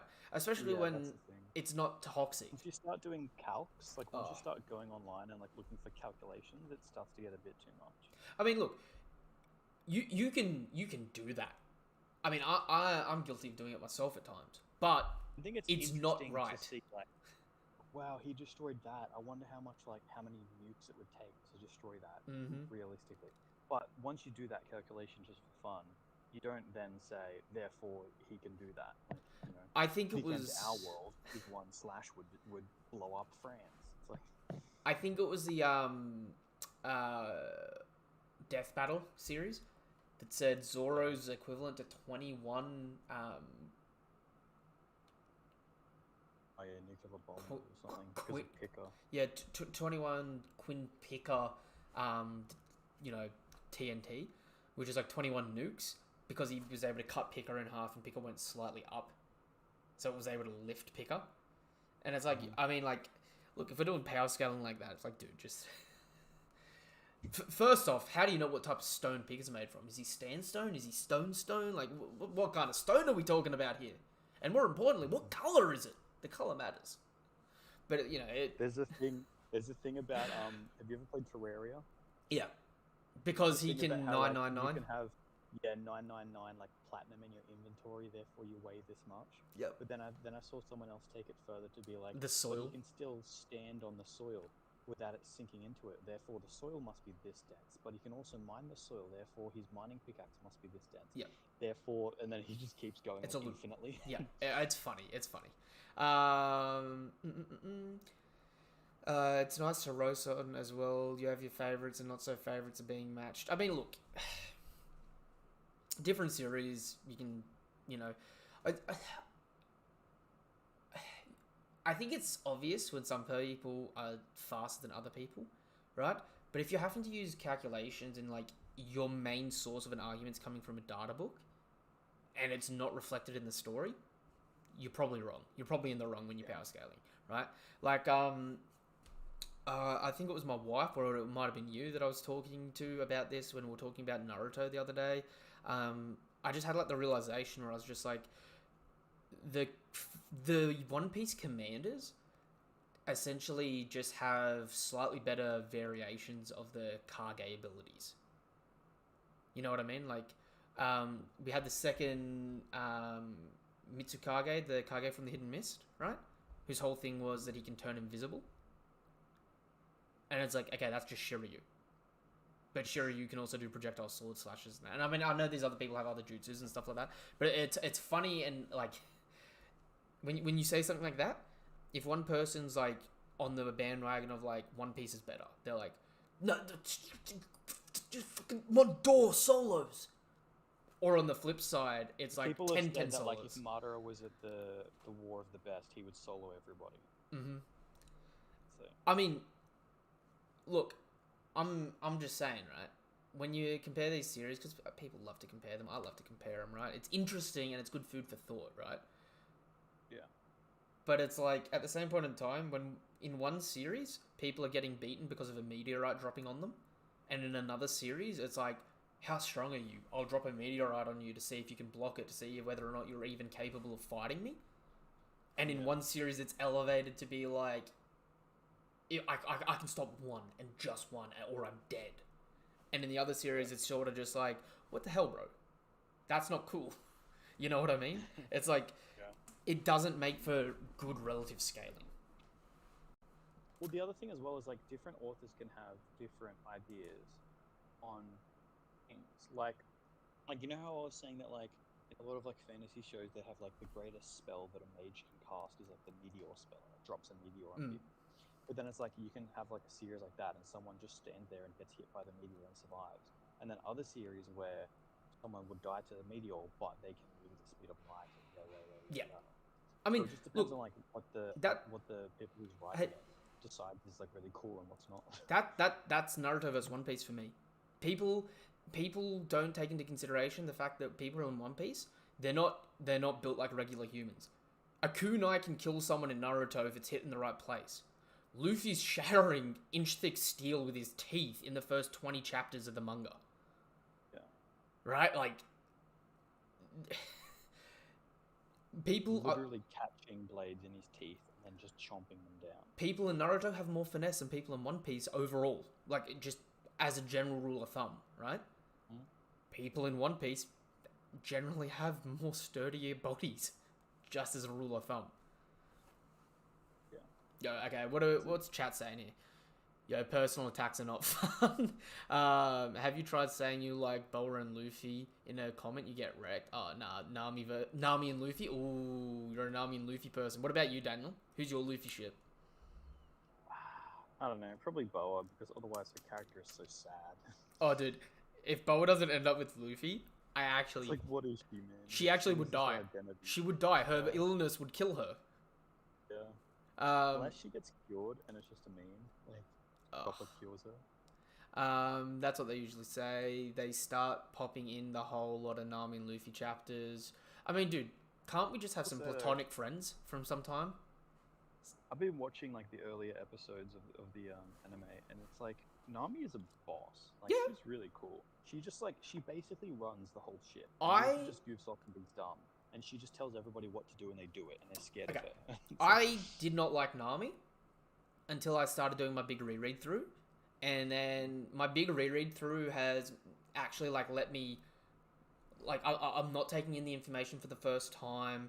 I'm not going back specifically to see a certain thing or a certain action or a certain fight. I'm just like going through the story, wanting to take in the narrative as a whole. All it told me is like, yo, Nami is a great character. She's well written, she's well developed, she's interesting, and she's fun. I used to think she was boring. Yeah, that's the thing. Her personality is like actually pretty deep. And I was actually thinking about it, and I was like, there are a lot of scenes, at least in the anime, I don't know how it works in the manga in the earlier chapters, but there are a lot of scenes where it's like genuine, like getting to know the characters, character development and stuff. But then I feel like by the time the series hits like Brook, it's just like, I lean at 45 degrees, ha ha ha, can I see it? And like, there's no more character development past that. I would say that's actually... I wouldn't disagree with you, but I think it's for a different reason. Because I think as soon as they get Brook... Because normally what happens is a character joins, and then they get fleshed out the next arc. You know, they show their worth. Brook joins, and then the Straw Hats lose, separate, regroup after 2 years, and then it's not about what Brook can do, it's about what can everyone do. And then it's about setting up the next part of the narrative. Brook didn't actually get an introductory arc to his character until goddamn Whole Cake Island. And in Whole Cake Island, Brook skyrocketed in a lot of people's hearts as like a good Straw Hat, because it's like he finally actually got to show off what his like role in the crew is. He's kind of like Sanji. He's the espionage sort of suave guy, but like he's a little bit more on the side of it's like where Sanji is like, you know, I'll put myself on the line for this mission, and I'm smart enough to have thought of this mission. Brook's like, oh, if you guys are putting yourself on the line, that's okay. If you die, I won't fail. Like Brook was okay with Pedro dying if he got what he needed to. I'm not saying he wanted Pedro to die, but like if that was Sanji would be like, I can't let you do this, man. We'll think of another way. Yeah, he'd like suicide for it, yeah. Yeah, you know what I mean? I was like, I actually like the fact that Brook's a bit more like, yeah, I'm goofy, but you know, on the flip side, it's like, job needs to get done. I'll let someone die. I don't give a shit. Because I feel like I was in this mindset of big picture. I want the plot to move along, and even in things like Dressrosa, it just kind of felt like the side story and the princesses and all that. I was just like, I don't care, just fight Dopey. Like, kind of mindset. And I've been realizing more that like a lot of people kind of have that mindset, and you kind of lose a lot from the series. Like, you don't care about so many of the small characters.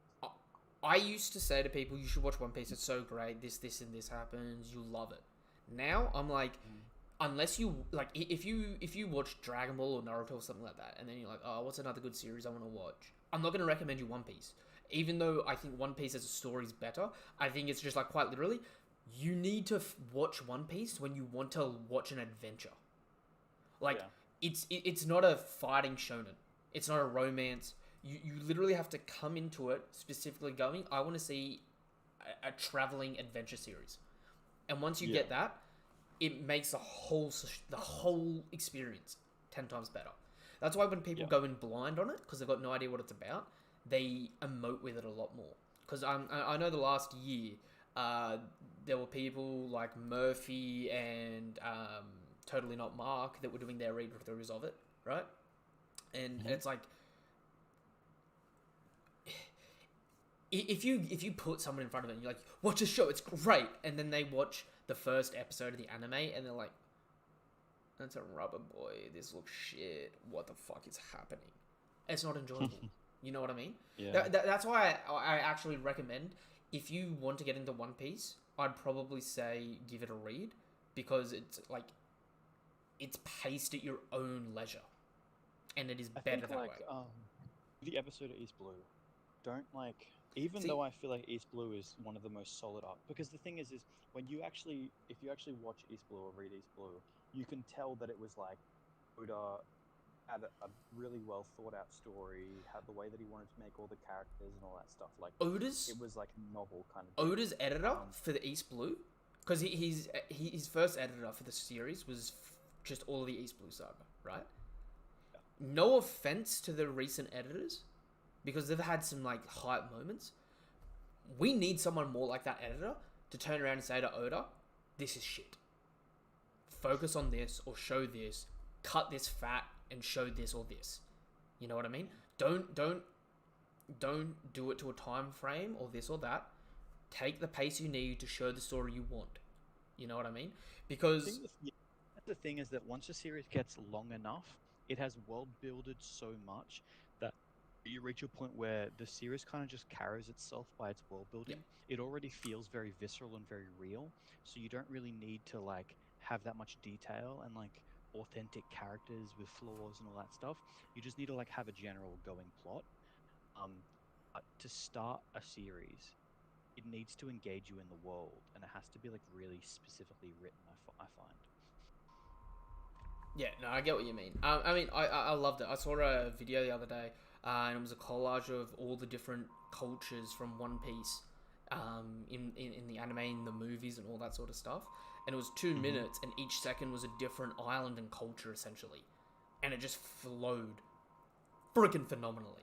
And like, I actually sat back and I just went, there is not another manga out there that I know of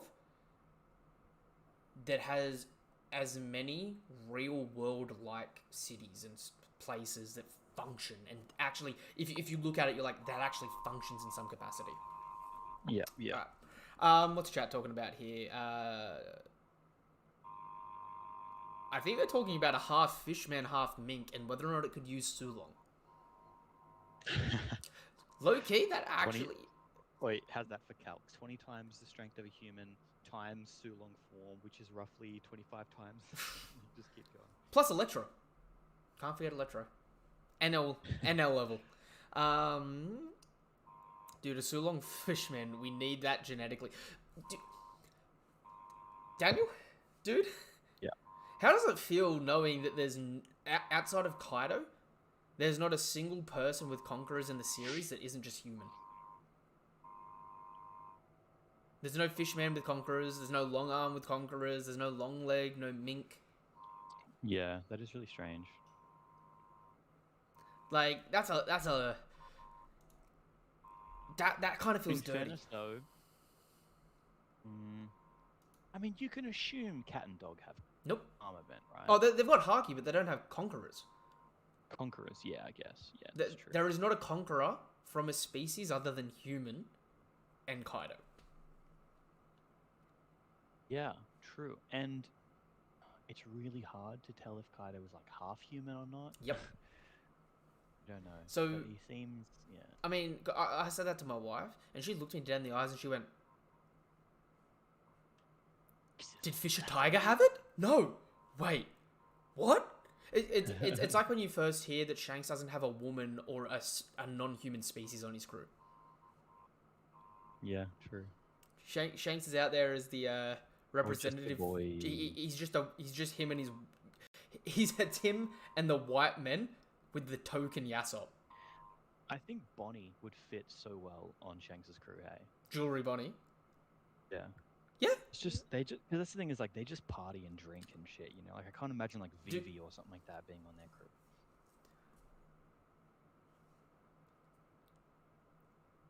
I could see that. I could see that. I could see that as a fun thing. I, dude, what? Having eating competitions with Lucky Roo. I want to know what the go is with Bonnie. Okay, hang on. We've got some comments here that I'm gonna get through. For you, Gorosei talk about kill who's who. Okay, I think that's in reference to the end here. We talked about this a fair bit off stream. Let's go through this a bit. So we analyze this to shit off stream. By analyze, I mean we analyze the fact that it's not not really possible to analyze. Yeah. I mean, first things first. Is it the Gorosei having the conversation with these with these world government officials since there's no transponder snail? Yeah, so that was the thing. Like, if you look at the panel, I couldn't for the life of me find a transponder snail anywhere in the room that's with them. So it's possible that the panel where they're on the ships is just completely disconnected from the panel of the Gorosei, and they're not actually like the ships are just communicating amongst each other, not to the Gorosei and back. Mm-hmm. Because it seems like if you look at the conversation, it seems a bit disjointed and weird if they were doing that communication. Like this bit where he goes like, "Oh, it's a giant shadow. I have no idea it's an island."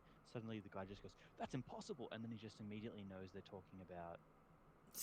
If it is that, I guess. I don't know. Yeah, it's really weird. Like it's possible, but it's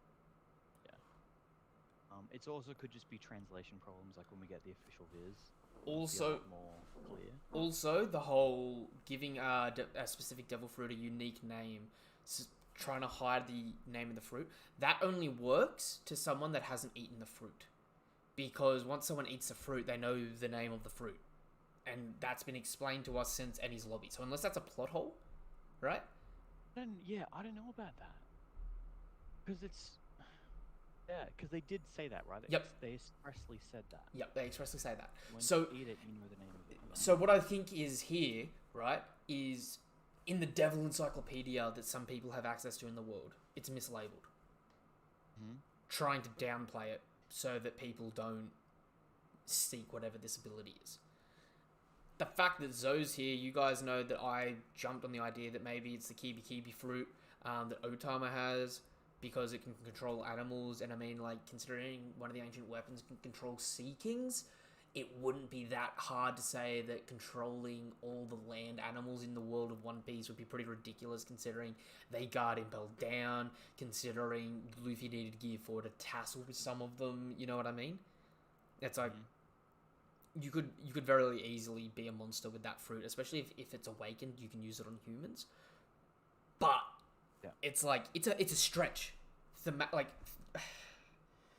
language here is so disjointed because we have the Gorosei with no transponder snail in front of them, but we have a two-sided transponder snail conversation here. You could argue that maybe, because chat corrected me on this, you know how we thought Rob Lucci and Kaku and Stussy are on their way? Yeah. Go back to that chapter in the official viz. They are not on their way. They are in Merijoa. They're not on a ship. I didn't necessarily think Lucci was on his way. I thought he could have been just transponder snailing them, but I think he's kind of like almost like arranging it or something. He's definitely getting information from this place. Yeah. So this could be Rob Lucci on the transponder snail here in some capacity, and we could have had an off-screen bit of dialogue between the first Gorosei panel and this last page with the Gorosei. You know, the conversation could be, during a war that involves Kaido and Big Mom, this is our chance to erase that nuisance. That's impossible. That fruit is nothing but a legend now, even for us. So there's some missed dialogue there. You know what I mean? But whatever it is that they're talking about, it hasn't awakened for centuries, right? And it's a legend for them. To me, that means it can't be the Gum Gum fruit because they had possession of the Gum Gum fruit 12 years ago, right?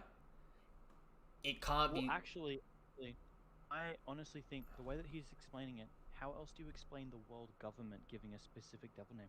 He didn't say him. Like, he didn't say them. You know what I mean? Like, it's not necessarily that the Gorosei, the ones that gave the different name to the fruit. It's really weird. So I'm saying this conversation is like so open-ended and like so easy to speculate on. It's so annoying the way that Oda is so good at this. Oh god, I yo, wish I had like the original Japanese because it's like the language they use is so. I just look over to the chat and I see that the Tontata and Big Mom is like discovering a new cave. I feel so sorry for the male Tontata that had a kid with Big Mom. That dude, I tell you what, he's inherited the will of Montblanc Nolan. Because my guy's an explorer, right? He's planting pumpkins all around the world, if you know what I mean. Or all around his world. One Piece is just don't think about Big Mom's kids. Just don't. Just keep that out of your brain. Oh no. If you want really mess up stuff, if Weevil's mum really is Buckin and she really was the lover of Whitebeard, because she's freaking 4 foot tall, if that. Yeah. Right.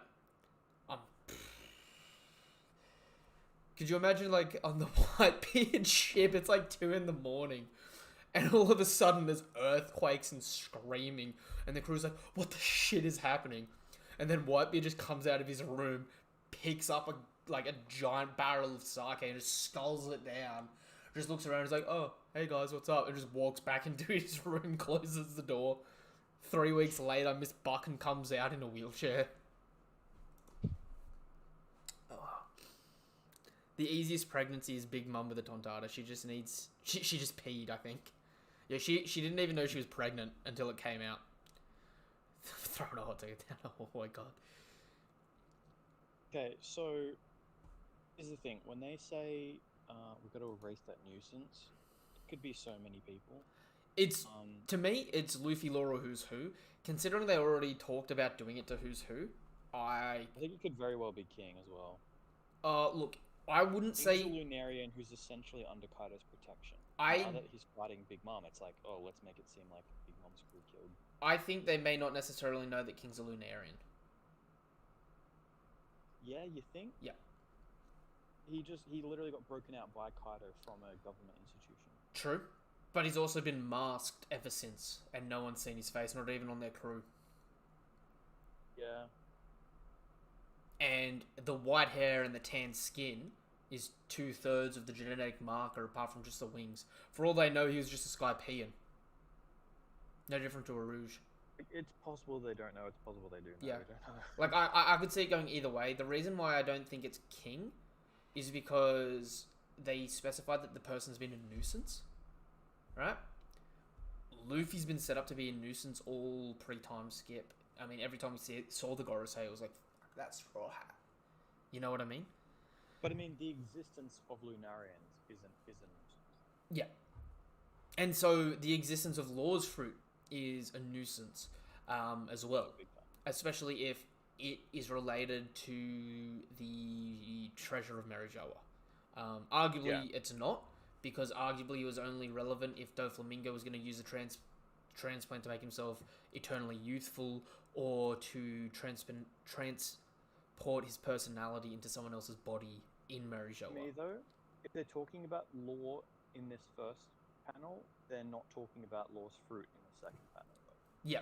I don't think those two things are the same. Yeah. Like I said, I think there's dialogue missing there if it's not directly how we see here and it's relating to Zunisha. Although, okay, let's get into this. Is Zunisha taking out the world government ships here? Is Zunisha taking out the Big Mum pirates that are down here? Or is what's going on here? Because low-key, I feel like if the world government ships here just get taken out, I'm actually going to be a little salty. Because it's like, why set that up and have that dangling as a plot thread just to be like, ha, JK. Yeah, my personal theory is that when Luffy fell into the water, he was kind of like voiceable thingsing. Then either he was talking to Momo and he summoned Zunisha, or he talked to Momo and then Momo summoned. I think Zunisha was already told to come here.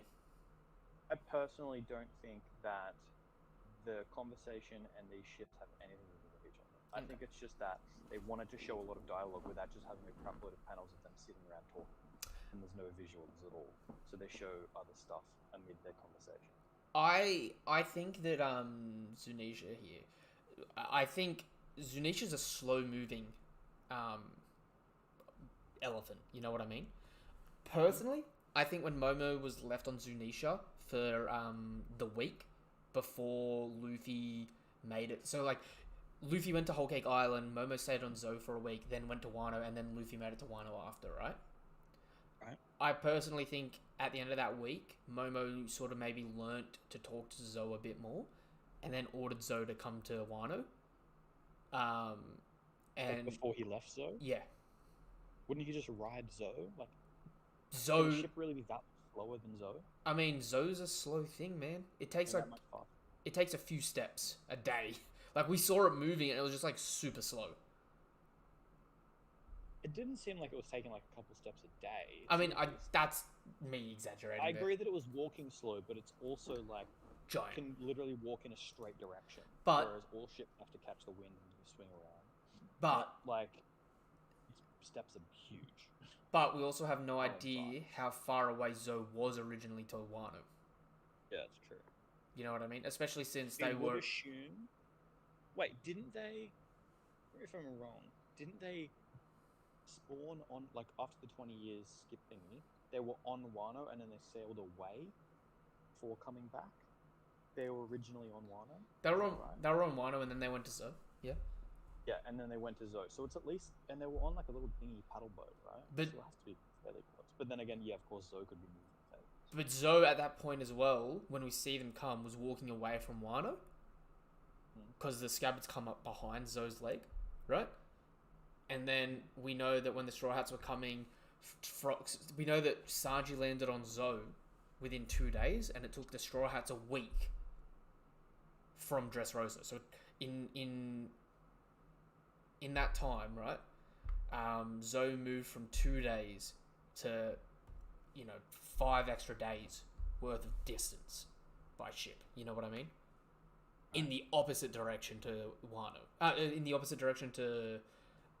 Actually, yeah, it would be the opposite direction to Wano because Jack had sailed there and then was sailing back towards... to intercept from Dressrosa. It's actually a pretty interesting point, is that the Minks who were left behind didn't get teleported 20 years in the future, right? Yeah. They happened to end up on Zou, and the Minks have a really good relationship with Wano, and then Raizo went to Zou, and then the rest of them pretty close. It seems to me like wherever Zou's walking, because they say that Zou like walks around the world. Yep. It seems like Zou is always pretty close to Wano. Zou just like walks in a circle around it or something. I think Or Zou... just walks up and down to the left or right of it. I think Zou's just been aimlessly wandering around in the New World. Because, I don't know about you, but I think personally, what we might find out by the end of the story, you know how there's always a mist around Zou? It seems weird to me that like Wano has such a close connection with Zou, and every time people leave Wano, they just happen to like go to Zou all the time. Like it's always nearby them. And then no other island that we've really been to. I mean, to be fair, we haven't too many. But seem to like know much about Zou. Like no one really knows about Zou. But they've also had Vive Regard specifically to get to Zou as well. You know what I mean? And that being said, like what I was about to say is, I think Zou. You know how we always see mist around Zou? Yeah. I think Zou might actually like Zou kind of is like Laboon, where I think Zou's pack, the rest of Zou's species, is actually what makes the Florian Triangle. Right. That thick cloud of mist that's always around there. I think it's like the byproduct of the atmosphere around that giant body. You know what I mean? And I think maybe the giant things we saw in the end of Thriller Bark is like more of Zunisha's kind roaming around. Right. You know what I mean? Yeah. Because it's like, There's so many random little well, little secrets. Like, what did Zou do to get the punishment? What was Zou involved? It's like so. Yeah. the fact that Zou committed a crime and was sentenced to walk, but that sentencing was done by the ancient kingdom theoretically, means Zou... And like, if you commit a crime, that implies you have some kind of intelligence. You did it on purpose, right? Yeah. So Zou hasn't like that level of intelligence to be like, I'm going to commit this crime. Zou is intelligent because Zou can talk. Yes, but I more mean like proper like human intelligence. Yes, because we know that the Sea Kings have that same level of intelligence. Yeah? Yeah. We've heard them talk about the Void Century stuff and Joy Boy. Oh yeah, we have. True. So to me, Zoe's no different to them. The difference being they don't communicate with humans because they can't really do it. But the fact that Zoe committed a crime and was forced to endure just wandering aimlessly, but then at that same point in time, that's when the Mink tribe ended up being boarded up on its back, says to me that Zoe committed a crime against the Ancient Kingdom, not against... Like, Zoe might have been on the side of, like, the world government, for all we know, in the Void Century. And, Yeah, right. And is like a prisoner of war in a way. You know what I mean? Mm-hmm. I mean, Yeah. so people have even put out the idea Zoe could just be a person that's eaten a specific type of mythical zone, and they're just so big, their legs are so big that they're just walking. You know? And they could be under some form of control from that aspect.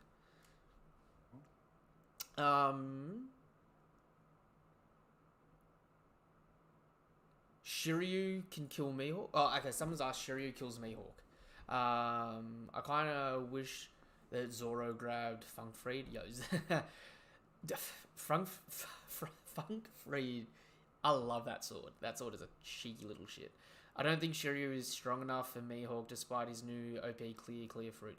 I think what a lot of people might not understand about Shiryu and his invisibility is he doesn't need to be stronger than anyone to beat them. Because if a swordsman catches someone off guard and they're strong enough to cut them, they're strong enough to one-hit them, really, aren't they? Without being better than them. Yeah. It's like... But, like, narratively speaking, he's not going to do that to Zoro. No, but... He's just going to walk up and just cut Zoro. No, but he could potentially do that to someone like Mihawk. You know what I mean? Imagine the cool dynamic between the two. I don't think Shiryu is strong enough for Mihawk despite his nuclear OP fruit.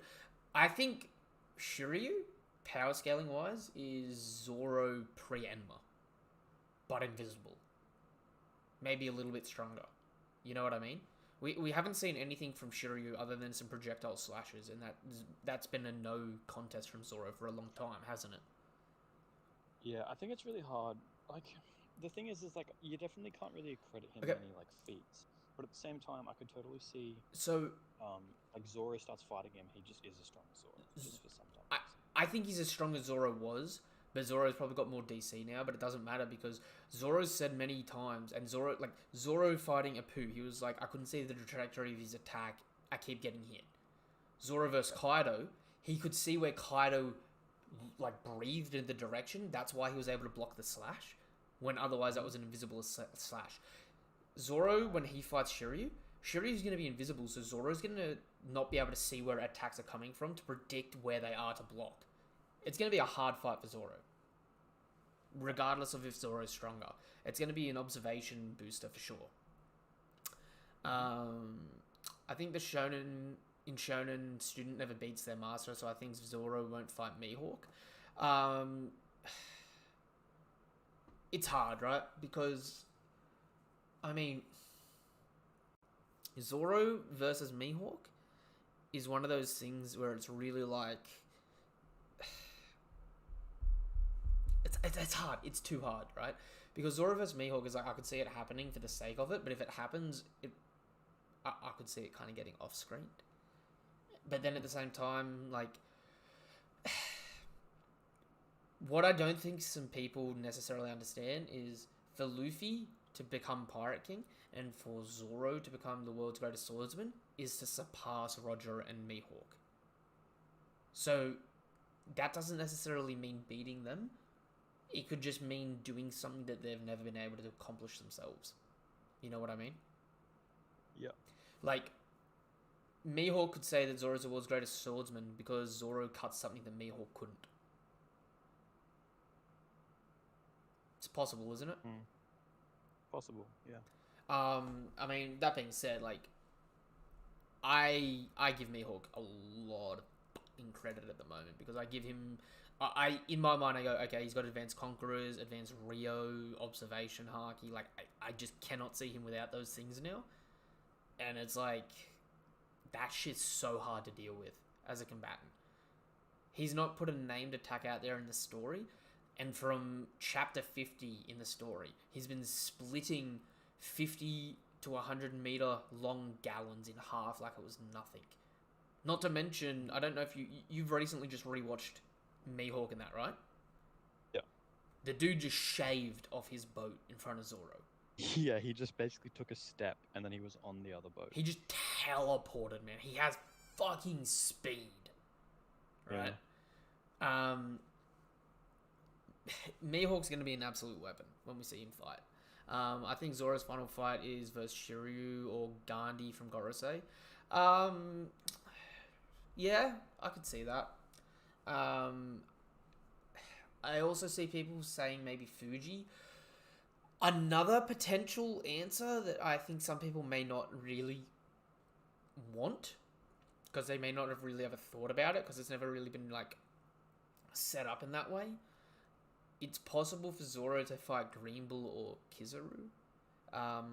People might be like, I'm just saying random admirals now for, just because they're strong. Kizaru is sort of like Akainu's right-hand man. He's the number 2 of the Marines. You know what I mean? I know. I just see Kizaru as being an absolutely perfect matchup for Sanji. Sanji. Yeah. I don't disagree with that. But what I will say, right, is we could get a moment where, like, we could even get a Zoro Sanji versus Kizaru or something like that. You know what I mean?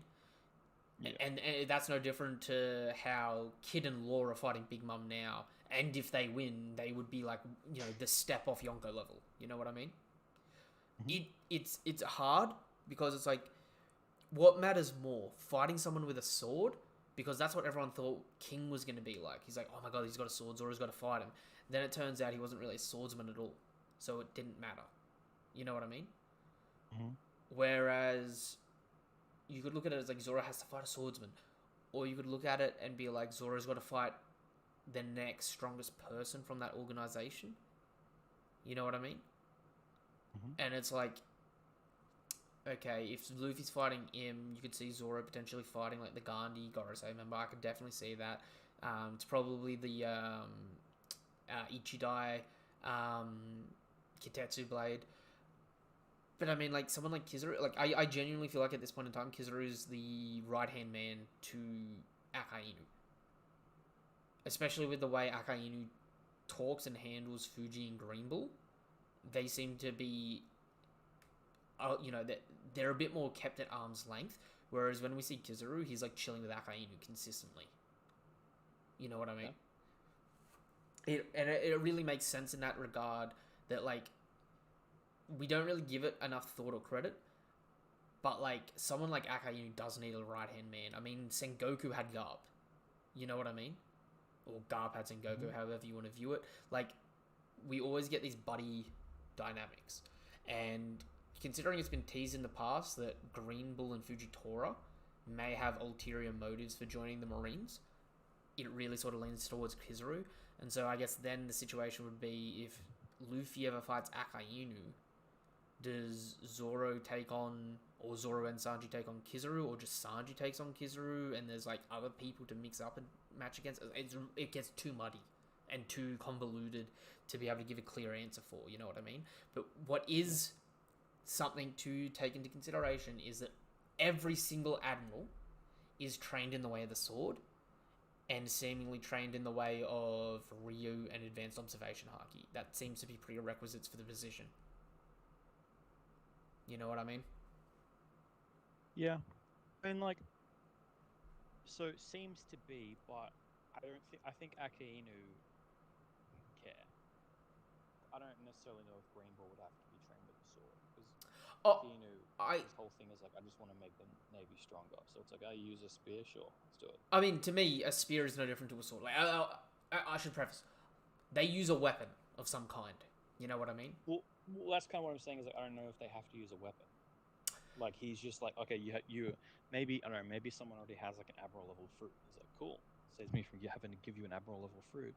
Like we don't I know mean, what Green Bull is, but then again, Green Bull seems to be similar to like a samurai. Yeah.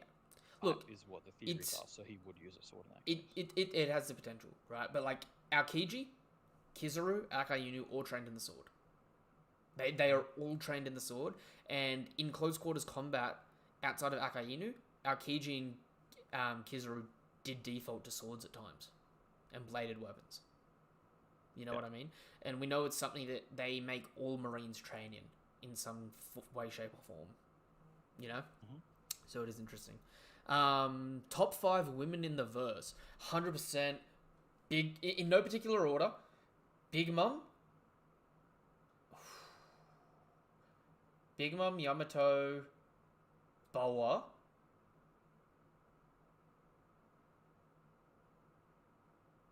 Big Mom, Yamato, Boa. Potentially Bonnie, Tsuru, Momoshiki.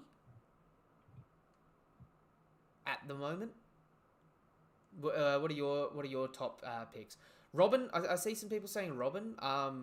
Robin's ridiculously strong. I mean, she dropped Black Maria, but it's like there's still a fair few strong women out there as well. You know what I mean? We're talking about strength. Yeah. Yeah, Big Mom, Yamato, Boa, Suru, and Nami. You got Nami up there for the top 5.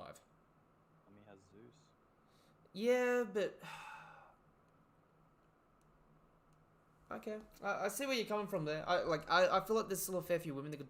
I mean, I still feel like Bonnie could probably speed blitz an army. You know what I mean? One hit KO. Yeah, but she has no feats, right? I mean, she survived. And, like you would have to say that she can survive an admiral level attack. Like Bonnie, we give a lot of credit to what's his name, Frankie, for having the laser.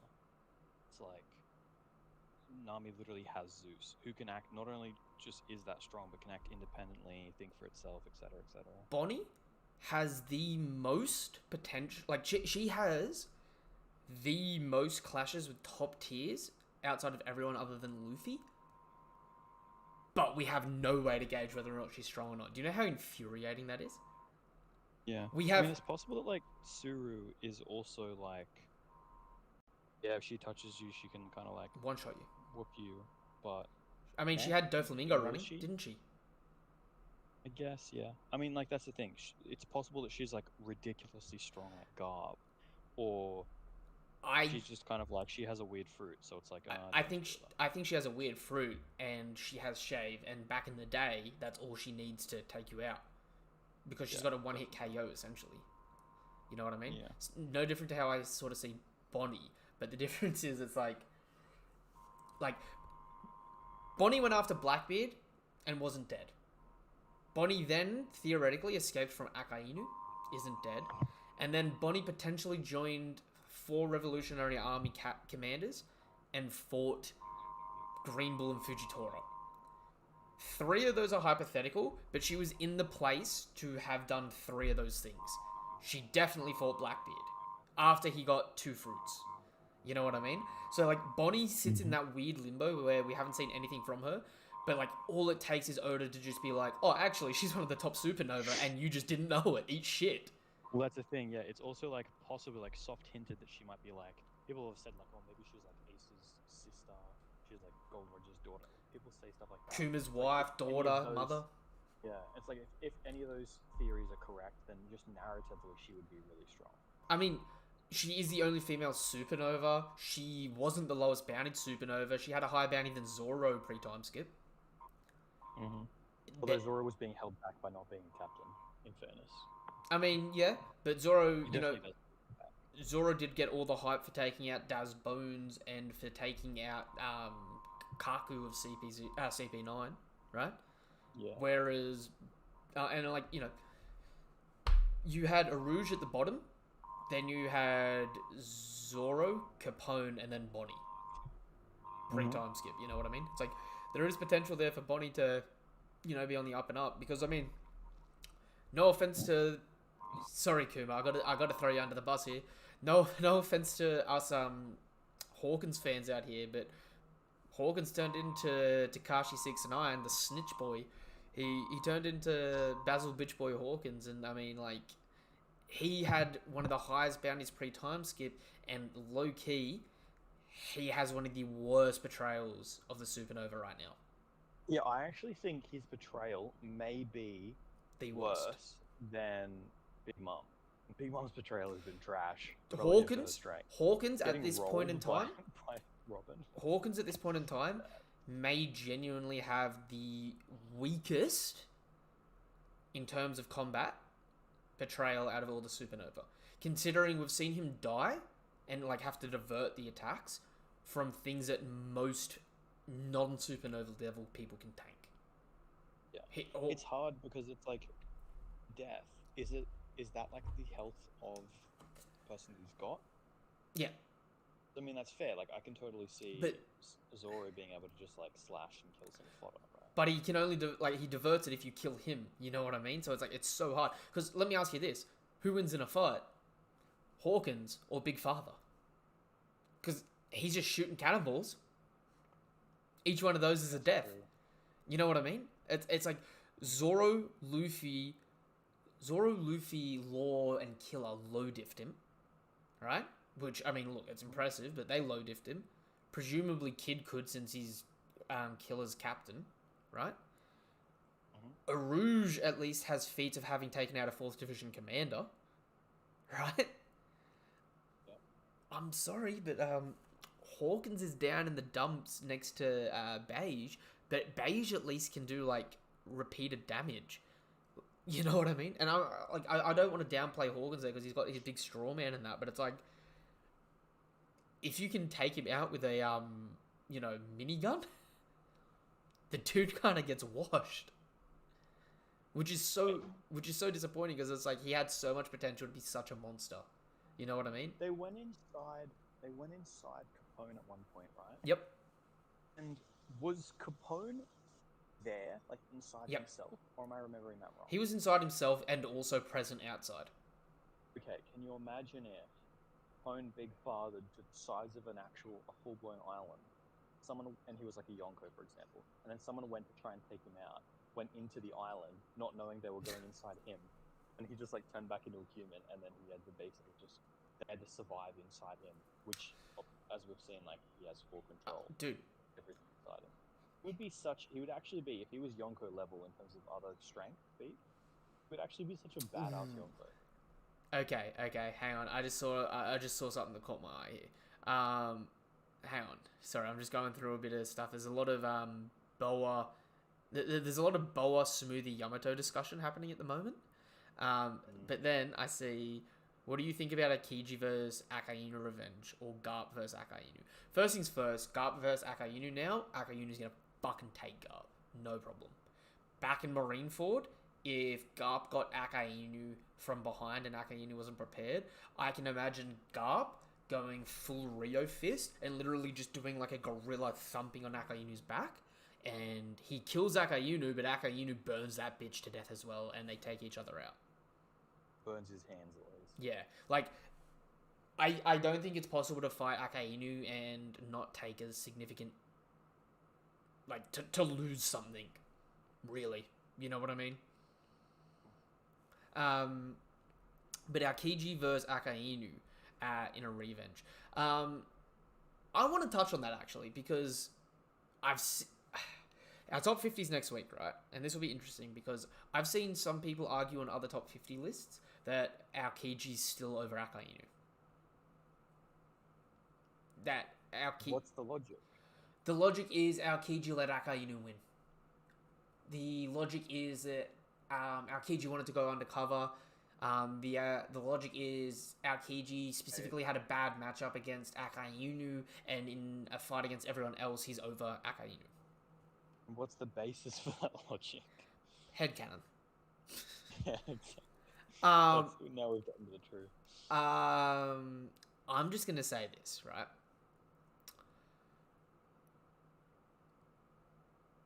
If Aokiji ever rematched against Akainu, Aokiji's going down again. in their first fight, it lasted 10 days and it was a high tier fight, right? Narratively, if someone had to win, it's going to be Akainu. Plot-wise, that is what it is. For people out there that say Akainu, like Aokiji was nerfed in his fight against Akainu because Aokiji equaled out Ace's fire with his ice, and therefore because Akainu's hotter, it nerfs Aokiji. Aokiji's cold. He's not just ice. He's got the universal ability to remove temperature at the same rate, if that makes sense. Regardless of what it is. We've seen him freeze volcanoes. You know what I mean? Yeah, because So, I mean, like, realistically, if he was just ice, like normal ice, basic ass ice, and the fire would melt it, because we've seen fire melt like stone and stuff like that, so the fire would just melt the ice that it's in there. Aokiji versus Akainu, just on Devil Fruit, is no different to Aokiji versus Ace. In my opinion, it's actually that Aokiji has the ability to remove the temperature from them. Which is easier than adding temperature to something. I think it's really simple, right? Because if you think that the fruits are, like, that the ice fruit is significantly worse matchup-wise, then why is half of the island ice and half of the island fire? Mm-hmm. Why isn't it just all fire? If Mm-hmm. fire is way better, if the magma is way better. Not It should to just be a volcanic island, and then Aokiji lost. not to mention, this is something to actually throw in there for food for thought. There on power scaling, right?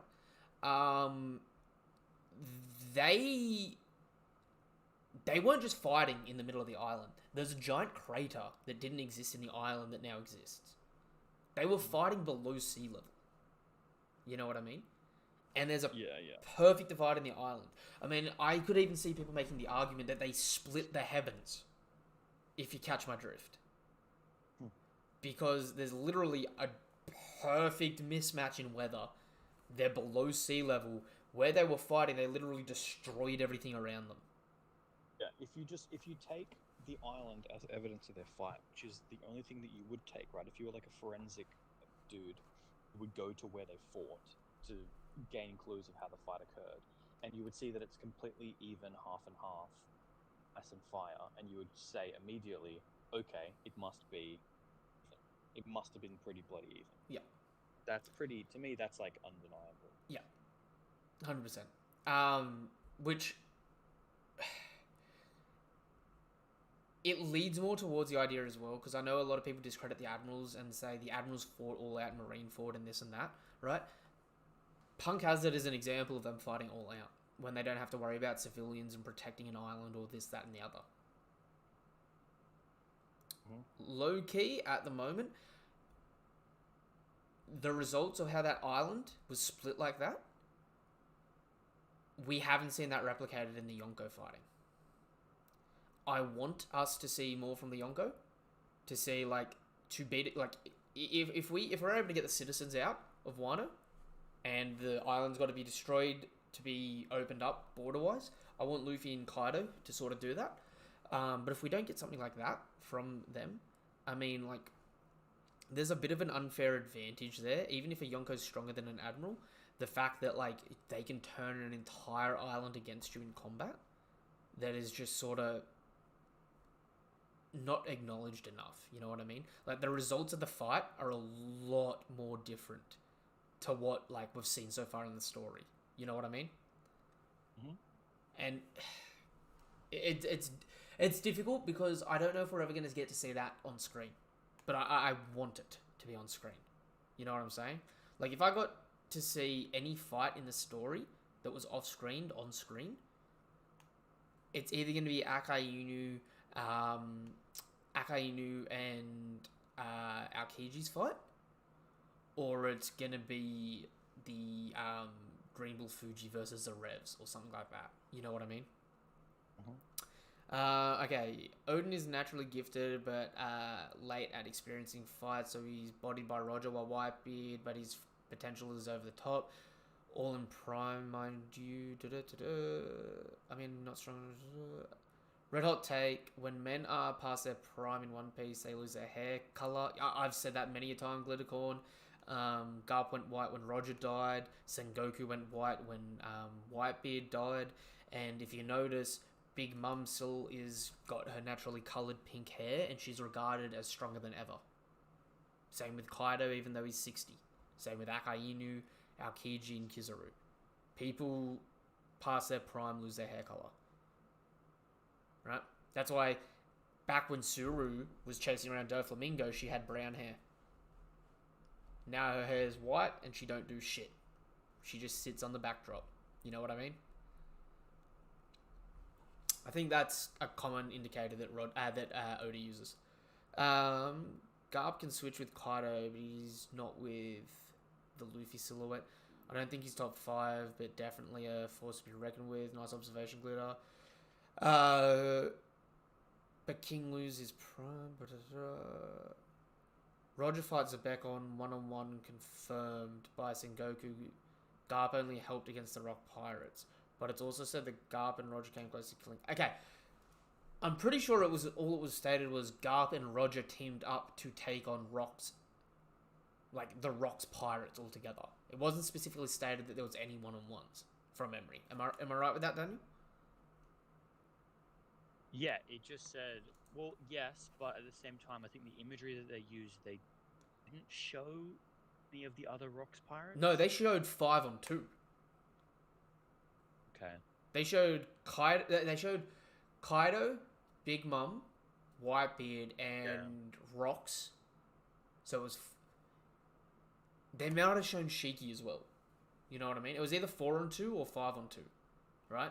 But they didn't show the fact that Roger would have had his crew then, because he was already in the New World, right? So that's one thing to consider there. Garp as a Marine would have had Marine soldiers around with him, so that's got to be considered there. So it wasn't just like 2 people versus 4 or 5 people. You know what I mean? Yeah. And also, Kaido and Big Mum was significantly weaker back then. Whitebeard was still regarded as the world's strongest around that time, and we have no idea how strong or weak Zebek was in any capacity. They say he was Roger's greatest adversary, but that could just literally be because his crew was so formidable. This is bothersome, but what if male Lunarians are the ones getting pregnant, so Yamato is the offspring of Kaido, and King proof of white hair, and the son epithet because King is a daughter? I don't think... Kaido doesn't have wings. He's not a Lunarian. There, that's my answer. Lock it in. Roger is like Luffy, who improved in constant fighting. But Odin is like Big Mum that was just latent potential. Yeah, I see that. Yamato is half Lunarian, LMAO. The captain in One Piece always fights in 1v1s. What about Law and Luffy versus Doflamingo? That wasn't a 1-on-1.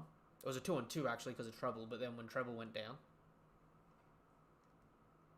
And I mean, we have Luffy and Nami versus Cracker. There's plenty of examples where a captain didn't fight 1-on-1. Don't you think? Mm-hmm. Especially when like... I mean, okay. If you say that if you say Roger just fought Rocks, right? Say that's what you want to do. He fought Zebek, I should say. Okay, sweet. So you saying Garp took on, Kaido, Big Mum, Whitebeard, and Shiki, based on the silhouettes? Because if that's the case, I don't care how strong Rocks is, or I don't care how strong Zebek is. That's a bigger feat for Garp than anything there, isn't it? 4v1, 4 Yonkos? Or Yonko level people? If memory serves, it was Garp. To be fair, I don't think necessarily that any of the crew members were Yonko level at that. No, God no. Right? Sick Roger equals Prime Beard. Sick Roger wasn't necessarily any weaker at fighting or any weaker in his willpower. Let me leave it at that. Right? Because if you say Sick Roger equals Prime Whitebeard, I mean, technically, we saw Sick Roger equal Whitebeard fighting without his devil fruit. And then we just get into a whole argument of semantics and stuff. You know what? Like, you're laughing because we literally have had this conversation already. You know what I mean? Yeah. All I will say, right? All I will say is Roger still had coloured hair. Rayleigh was still blonde and Roger was still black-haired. So I'm going to say Roger was still regarded as in his prime in some capacity. Hot take, I really believe it would be OG trio, Luffy, Zoro, Nami versus Blackbeard, and the rest of Straw Hats will fight their crew in a 1v1 mirroring the Jaya arc. Now, red hot take, Whitebeard was equal to Roger. I don't think that's a red hot take. I think that's a pretty standard take. Since One Piece is mirroring arcs, he never wanted to be the Pirate King, so never competed for it. No, I get what you mean, Glitter. Okay. Versing Blackbeard. Who do you think's fighting Blackbeard, Daniel? Because first things first. Chat, answer me this. Daniel, answer me this. Is Whitebeard even getting is Blackbeard even getting another power up? Or is he already what he is end of series? Blackbeard getting another power up. Oh, I don't know. I mean, I think it matters because we're not going to see it until we see him next. I think when we see him next, he'll be as strong as he's going to be end of series. Mm-hmm. So I personally, I don't think he's getting another Devil Fruit, so he doesn't get another power up, right? You don't think he's getting a third? No, not anymore. If he was going to get it, I think we would have seen it already, right? I think he could have had it, and we just didn't see it. I don't think he's got anything like a Chimera or anything like that. I don't think he's a Cerberus or anything like that. I think if he had it, we would have seen or been told about it in some capacity by now already, okay? For a long time... I think if he has a third or a fourth or a fifth or whatever, we're not going to know until we actually fight him. I think they're going to give the heads up. I agree. Kind of, except now I look at it and go, if he's going to get a fruit, he's got to get it from someone, and that's got to be established. The only person, at this point in time, he's not coming to Wano. I'm confident in that, right?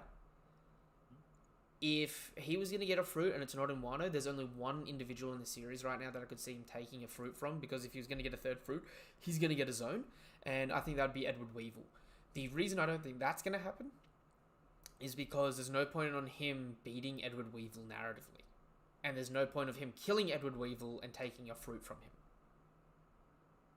There's no good setup for it. There's no love for Weevil or anything like that. And there's no setup for his power other than the fact that he took Zeph's arm in a non-canon movie, right? I also think, if you look at it, realistically, Akayunu's Devil Fruit was stated to be of the highest tier of damage in the One Piece world. Same as Whitebeard's fruit. Whitebeard's fruit was regarded as the ability to destroy the world. You guys can disagree with me on this. This is my personal belief. Don't hate it too much. But in my opinion, even old sick Whitebeard was the strongest Yonko, even with what we're seeing now of Kaido, right? Because his fruit works the same as Advanced Rio. Like, to me, that fruit emulates Advanced Rio in terms of damage, right? Arguably, it has a bigger range than that, though. And defensively, it has been shown to work like Bartolomeo's barrier. So for Blackbeard as a combatant, right? He has a fruit that emulates advanced armament Haki, right? He has a fruit that emulates a perfect defense. And with his darkness fruit, he's got a fruit that does massive area of effect, damage, and nullifying abilities, while also being able to turn off devil fruits that he can't necessarily counter past that, right? That alone is actually already terrifying, not even considering the idea that he's got Haki strong enough for him to have scarred Shanks, right? Blackbeard does not need anything more to already be formidable. He literally has the devil fruit that is capable of destroying the world, and he's had 2 years to get better with it, to the point where he can literally laugh now and shake an island, right? And he has the insight of having spent freaking decades with Whitebeard and knowing how Whitebeard uses his power, so that when he got the fruit, he can just fast track to knowing how to use it, right? We don't see any form of super advanced observation Haki from Kaido. So just assuming Blackbeard has like somewhat comparable observation haki, right? He can stand still and not die because he can block borrowed breaths. He can block lava fists and stuff like that with the quakes, just as well as he can punch and send a quake to do damage. You know what I mean? He sort of he can sort of sit in a sphere of his own creation, right? Which is why potentially the only Yonko that he's sort of scared of in some capacity is Shanks, because someone that's just pure Haki, even if his fruit emulates those same abilities and can do it on a bigger scale, if Shanks can sort of walk into that situation, at least pre-time skip, he can walk into that situation as like, sort of like Neo, and just not receive any damage and just walk through it, you know what I mean? So it's like, at this point in time, Blackbeard could be as strong as he's ever going to get in the series, and literally Blackbeard could be top 3, as he is right now. Just based off what we've told he has. I mean, you got to remember, again, I'm bringing up the Ace manga and novel here, right? That Whitebeard's fruit in that was able to one-shot a 2nd Division commander with 1 hit. You know what I mean? It's like, it has ridiculous, like Whitebeard's fruit has ridiculous feats. You know what I'm saying? You even argued My question would be, why 3 faces on his flag?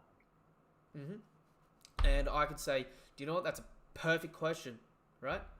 And I like I said, I have for a long time thought he was going to get a 3rd Devil Fruit. At this point in time, though, I don't know if he's going to, and I don't know if he needs it, right? Blackbeard, the real world pirate, has a theme of threes. He used to carry 3 pistols, 3 blades, this and that. It could just be a reference to that, arguably. I would say... But, like, then wouldn't that even give you more credence towards... I agree. But at this point in time, in the story, we have less than 5 years in the narrative, right? What fruit is he going to get? And does he need it? The point is it's going to be a bit of a surprise. But does he even need it? Well, I mean, potentially. Like, if Luffy gets, like, an awakening and yada yada yada, like... The whole point was supposedly going to be that, like, Blackbeard just has, like, absolute ridiculous raw power. To me, like, him having the Darkness Fruit and the Quake Fruit is, like, if he has insanely good Haki, he might be as strong as Blackbeard. That isn't, like, he's untouchable kind of deal to me. Because he hasn't shown that much... Like, to me, like, the Darkness Fruit hasn't shown that much combat ability when you factor in the fact that he takes double damage. He doesn't take double damage. That's a misconception. He feels twice the amount of pain. He does not take double damage. And arguably, he's actually one of the highest... He's got one of the highest amounts of durability or HP that we've seen in the series, compared to a lot of other people. He's tanked a lot. Yeah. He's tanked a lot in his body. He's tanked multiple quakes. I mean, he was getting dumpstered, though. Yeah, no, he was getting dumpstered, but he was tanking them. He was awake. He was alive with it. Those same attacks would... So has Kaido. Yeah, no. I'm not saying he's number 1, though. You know what I'm saying? I'm saying, though, from what we've gotten from him, right?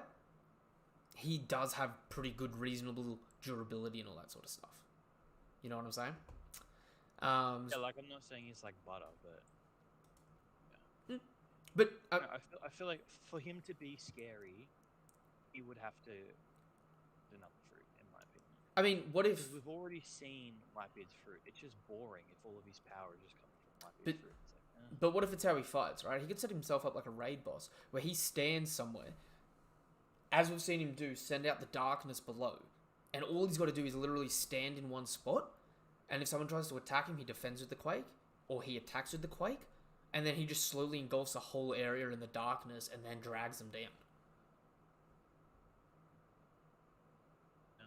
He doesn't, like, against even people like, Katakuri and King and stuff like that, unless they start trying to fly away, right? And even then, arguably, he could knock them down out of the air with his Quake and that. Like, it's a really hard ability to get around. You know what I mean? He's got 2 massive area of effect-based abilities. I mean, we saw him engulf an island in darkness. Yeah. It is what it is. Like, yeah, I mean, like, sure he could be strong, but I don't know. I just don't think I'd be too scared of him.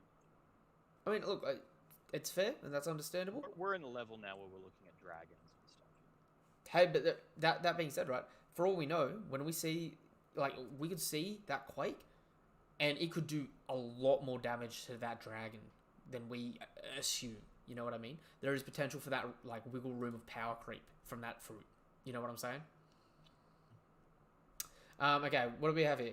Honestly, I'm content with how Blackbeard is at the moment, unless he shows something new at the next confrontation with Luffy. I mean, look, it's hard because last time we saw Blackbeard, he said he was going to go get something, right? But that doesn't mean it has to be a power-up for him. That could be just something to utilize for his crew. You know what I'm saying? It will be the ultimate weather weapon. Oh, actually, do you know what? That just reminded me. So Dragon, right? We were talking earlier about how strong is Dragon. It's pretty much confirmed in Marineford, if you look at the official translation, right? That Dragon has advanced Conqueror's Haki. Multiple people reference that he has Conqueror's Haki, and it makes sense because of his lineage, right? Then people start commenting, going, we need to stop him before it develops. And then we have Ivankov literally talk to Luffy and go, oh, who taught you how to use that power? And when Luffy's like, huh, what power? He's like, oh, he's not even aware he's able to use it yet.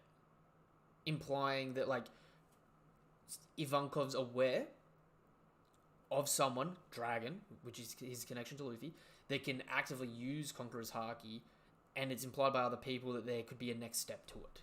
You know what I mean? Yeah. Then we have Sabo, who was tutored by Dragon and Kuma using advanced armament Haki, right? At this point in time, all he needs is observation Haki, and we know at this point in time he has some form of devil fruit, most likely a wind logia of some capacity, right? Pretty broken right there. You know what I mean? I believe Weevil is a Haki user, so fodder for me. You believe Weevil's not a Haki user? I mean,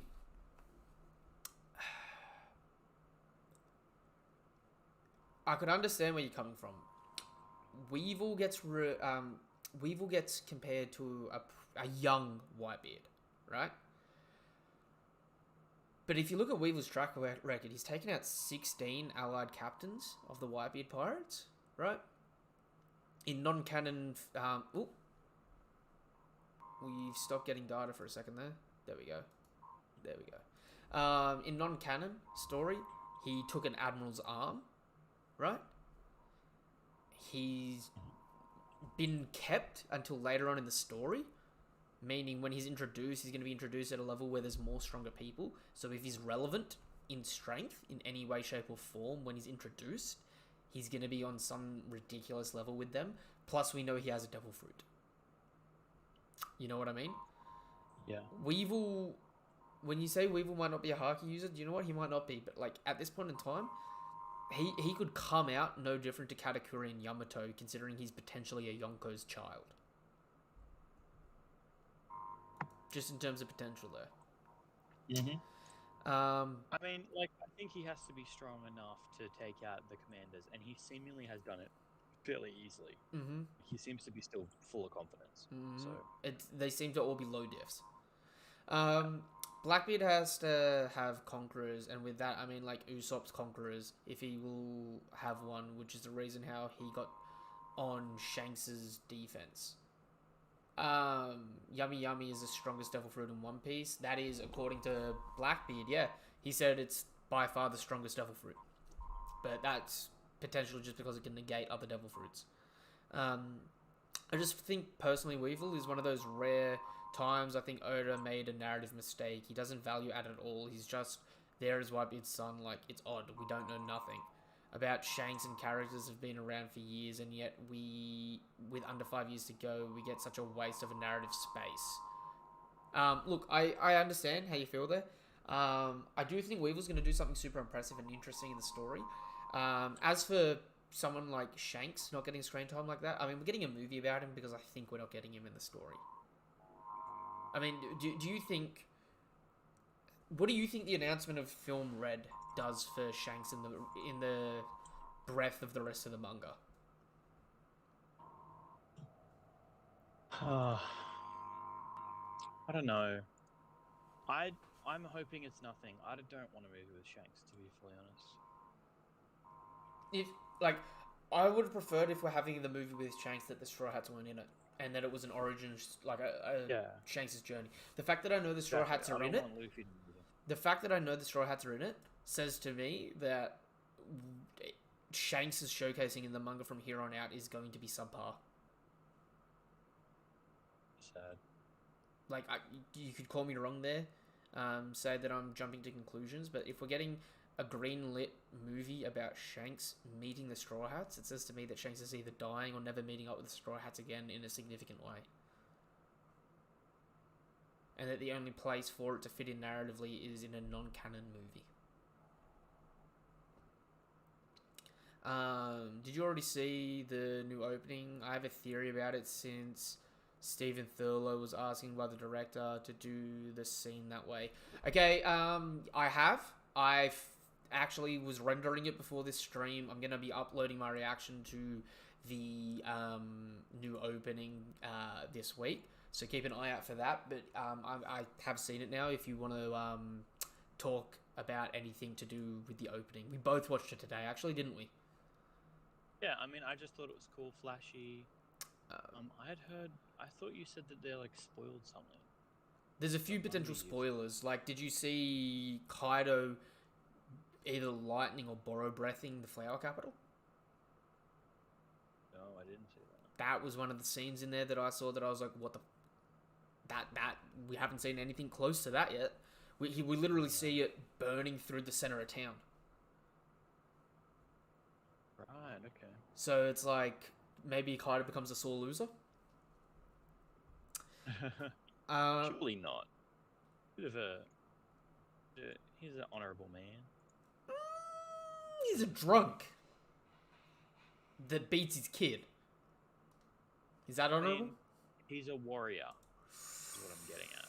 Yeah, and a warrior wins by any means necessary. That's an Apu kind of deal. Check your route. Weevil for Blackbeard crew will add something. Honestly, I've thought of that possibility in the past, but I don't. If anyone is gonna ally that, it's gonna be Luffy with Kaido's kid, Big Mom's kid, and Katakuri, and Whitebeard's kid, and he's gonna topple the Yonko, but the children of the Yonko are gonna ally with him. I don't know if Weevil can ally with him. With Luffy? Yeah, because he's already killed so many. Like, Marco will be like... I mean, I think Marco is his true son. Luffy allied with Crocodile to get out of Impelled Down. Luffy allied with Beige even though he hated him, and he thought he tried to kill Peckham's. That's a different type of ally. We don't know. For all we know, Weevil's going to be a dick, and then it turns out it's just because he's being manipulated by Barkin, and then Luffy's going to be like, oh, you're actually a nice guy. Your mum's just a piece of shit. Yeah, I guess. I just can't see, like, Marco being like, yeah, let's forgive him. He can help us out. Like, I can see Marco not having a problem if it's sorted before he gets to Marco. And more specifically... He beat them up, but didn't kill them.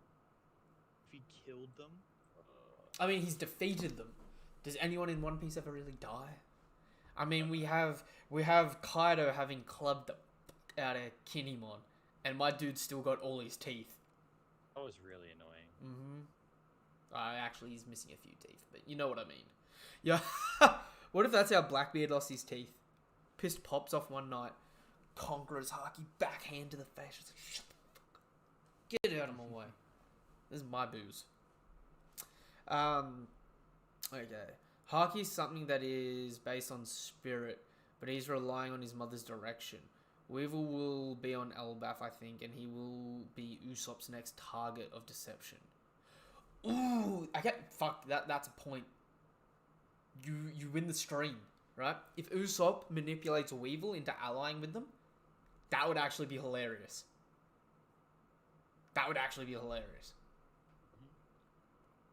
But Weevil hates Whitebeard pirates. Plus, I don't think he'd be keen on the dude who stole his dad's fruit. I mean, he doesn't hate the Whitebeard pirates. It's just the Whitebeard pirates are like, you're not Whitebeard's son. We've never met you or heard of you. And he's like, no, I'm my dad. Mum said. Weevil is like hunting them down, trying to find Whitebeard's treasure, right? And they're probably like he doesn't have the treasure. He likes his kid. No, but he's like, they "Fuck with mom." they say the only reason they're fought is because it happens the exact same way every time. Weevil meets up with them, right? Weevil says he's Whitebeard's son, and they say, no, you're not. And that Weevil just, he's like, but I am his son, and they fight, and then he wins and walks off. And Buckins is probably there in the background going, we want the treasure, and they're like, we have no treasure for you. And he's like, my dad left me an inheritance, and they're probably like, you're not even his kid. Who are you? I've never seen you before. Punch on, walk away. You know what I mean? I think what it is, I think it's like I'm his kid, so I deserve his treasure. And then they're like, I'm his kid, you don't deserve his treasure. But I also think they don't think he's Whitebeard's kid, because even Marco didn't know whether or not he was actually his kid or not. Yeah, they probably would think that he's his kid. Like, they probably just think it's some random dude coming out of woodworks and like, who the fuck are you? What? No, get away from me. And they're like, but we're brothers, kind of. And then he's like, but I'm actually, Whitebeard's son's son, so I'm a better brother than you, And they're like, what the? The best brother. Yeah, you know what I mean?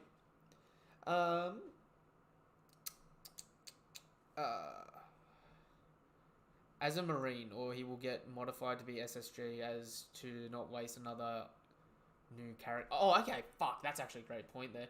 What if the upgraded version of the SSG is once they beat and capture the warlords, they replace the warlords with pacifistas based on the warlords? Okay. I mean, so it's possible, but not practical. But I mean, yeah, it is possible. I mean, anime, it's gonna be cool. I mean, if they do it with Weevil, he's genetically superior to Kuma, isn't he? Outside of those goddamn bean legs. Oh, Oda, you do me so dirty. Why is Odin the only human being in One Piece with legs? It's actually... Oh, that actually just hurt to think about. Like, honestly. I remember when I first saw Kaido showing up at chapter 795. I remember the week, right? And I remember everyone, like, doing pixel art, drawing his legs in, like, he's gonna be so sick, he's gonna be fucking thick and huge. And then we see him and he's got those baby legs. And then we see him in the flashback and he's got legs like Weevil. Oda, you're fucking disgusting sometimes, man. You're actually... You disrespect your audience with that. It's actually disappointing, is it not?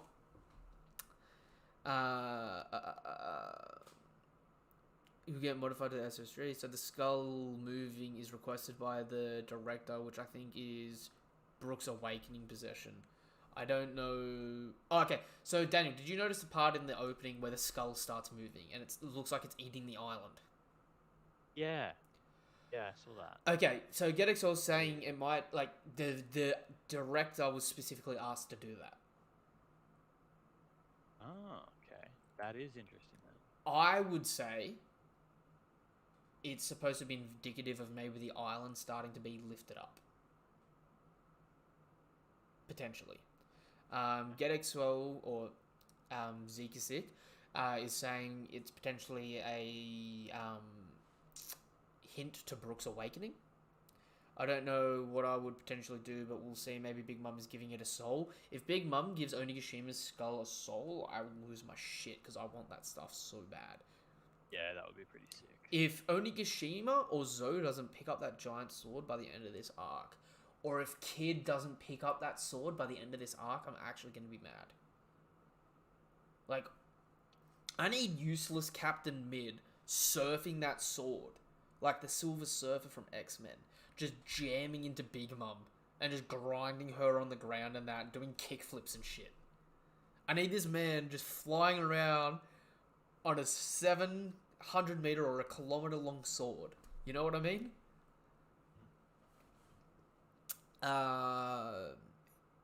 He's Danny Targaryen.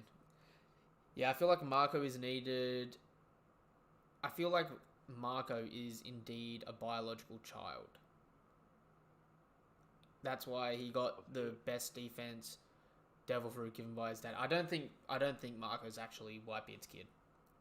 Weevil wants inheritance of Whitebeard or Miss Barkins. Kuma is sleeping now, I guess, because he's in Canada. Oh, yeah, he's probably gone to bed. It's been 3 hours. I'm still here, guys. Just prepared me some... Oh, yeah, sticking on the coffee for the stream. I get ya. Yeah, the topics are nice. Actually, do you know what? Speaking of Kuma. Got a question for you. Maybe health, buddy. Got a question for you, right? Bartholomew Kuma. Does he still have his devil fruit?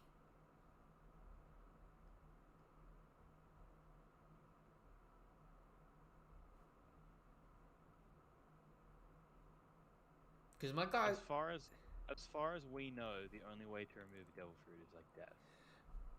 But he's essentially emotionally dead because he has no will, no mind left. He's controlled by some dudes playing their Nintendo Switch in the middle of fuck knows where.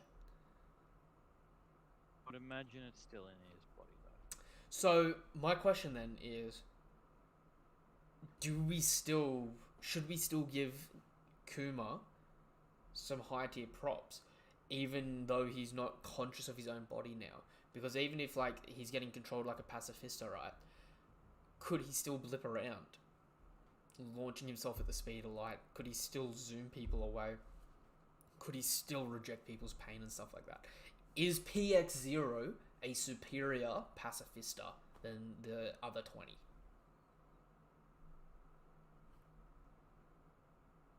It's hard to know. Because every other pacifista doesn't have the paw pads, but PX0 still has them. Right. Then there's one thing to consider. Is him as a pacifista then still super deadly because he can reject any attack? He's the only pacifista that can just outright negate anything coming his way. Yeah, I mean, it seems like all of the pacifista are already really strong regardless. Mm-hmm. I mean, like, he was already really deadly, right? Like, he was already a machine. Mm-hmm. I think he was, like, one of the top-level, warlords. I mean, look, can you even say top-level warlords anymore? Because, like, I mean, I feel like all the warlords are up for debate now, except for Mihawk, who's number 1, and Crocodile and Moria, who were the weakest 2. Everyone else is fair game for debate at this point, are they not? Even Moria was so good. Oh, Crocodile, I don't know what the hell is going on with Crocodile, because it was like... No. Basic Luffy, as soon as you could hit him, just beat him. No. First things first, Oda admitted that he introduced Crocodile too early, which is why when Crocodile came back, he was upscaled like crazy, right? And we know he's got a new bounty, so at some point in time, Crocodile's going to be reintroduced in the story, right? Mm-hmm. So he's going to get upscaled like crazy. Moria got the boot for being the weakest warlord, right? After Marineford. But even then, Moria was keeping up, like... Moria was fucking ridiculous. Robin snapped Moria's neck 3 times in that arc. And he last second counters it by swapping out with his shadow. Moria was fighting the entire Straw Hat crew.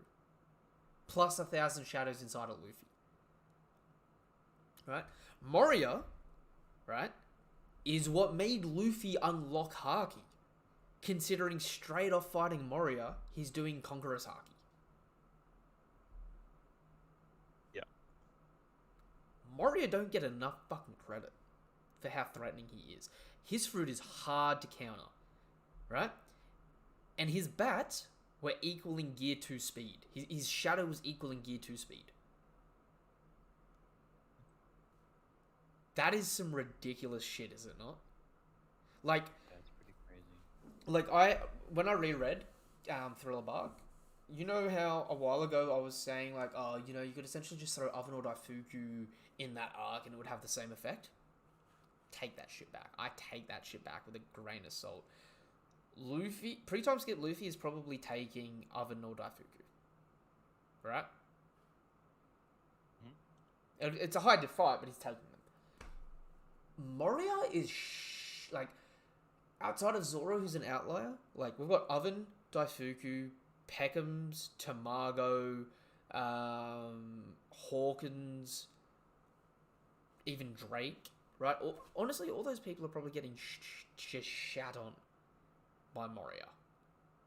Moria is so underrated, man. I love the fact that he used to have a chin and seemed really buff. Dude was ripped. Kaido beat that man into obesity and depression. Kaido beat the depression in him. Like, we don't value enough the fact that Kaido killed his entire crew in front of him and sent him packing, right? Then we don't care, like, we don't value enough the fact that Moria had the smartest plan out of every freaking person seeking revenge in One Piece, other than maybe Crocodile, who's after an ancient weapon, right? Moria goes, okay, Kaido beat me because he's got his gifters and all those strong ass assholes plus his top tier lieutenants and that, right? So what am I gonna do? I'm gonna make my zombie army because then they won't die and eventually they'll beat his warriors even if they're stronger, right? What's next? He's got the numbers. The numbers are hard to deal with because they're giants. So I'm going to get a giant that's slightly bigger than them in ores. And we're going to give him a bounty of at least 300 mil. So that's giving ores a bounty of like a Peckham's or a Tamago. Or an Oven or a Daifuku. Right? And then letting that loose on the numbers. I'm sorry, that ores is jacking the numbers up because those brain dead pieces of shit are getting wailed on by someone with IQ like that. Are they not? That's the thing. Those numbers just seem so garbage to me. It's like Bruh. I can't really see anyone. You want a red hot take? Frankie took one of them down with his radical beam, which means all the pacifistas can one shot a number. Yeah. What is the use for them in a war? If you can mass produce people that can one-shot them. Here's the thing. I don't know what the beams are. Like, we don't know if the beams differ in strength. Because it's not like Frankie took like a pre-made beam. He took the blueprint from Vegapunk, which Vegapunk used in the Pacifistas. Yeah, but the thing is that he fuels all of his crap with cola, and he's obviously adapted all this stuff. So it's entirely possible that like his attack never changes, but like next arc he just goes, yeah, I upgraded the laser, True. And now my laser. Except Frankie was limited to at max. Every time he uses a radical beam, it uses one of his things of cola, right? The pacifistas can just shoot indefinitely, and we've seen that. But that's what I mean. It's possible that his radical beam is stronger than a pacifist. We've seen them do the exact same damages. They're shown the exact same way. They're described doing the exact same thing. They're shown having the exact same radius of effect and the exact same aftermath. I can't see them being the exact same. There would have to be some kind of difference because they have a different power source, and then like they have a different. Or it's anime logic where it doesn't matter where the power source comes from, as long as you power this device that I've made that replicates the laser. In one person's case, it's carbonation. The other person's case, it's fucking nuclear power. But it still just fuels this one device. And it doesn't matter how it's fueled. It replicates the exact same way. It's possible. Because, I mean, at that point in time, like, we have seen two variations of it. But Frankie's is modelled specifically off Vegapunk's. And it's been stated to be modelled off Vegapunk's. Right? The difference is Ichiji and his red lasers from Judge. And now, in the anime, Queen's black coffee laser is black, not yellow. Like Kizaru's laser and Vegapunk's laser. So arguably Ichiji and Queen's laser could be different in terms of damage, or that could just be an anime only color thing, and that's not what it's meant to be. Yeah. You know what I mean? Yeah. Mori got so lazy in the timeline. Mori's prime is versus Kaido. I mean, look, Mori has mastered his devil fruit, and I don't think Blackbeard has the patience to train a new consumer. Oh, okay, that's a good point. Do you reckon Mori has teamed up with Blackbeard?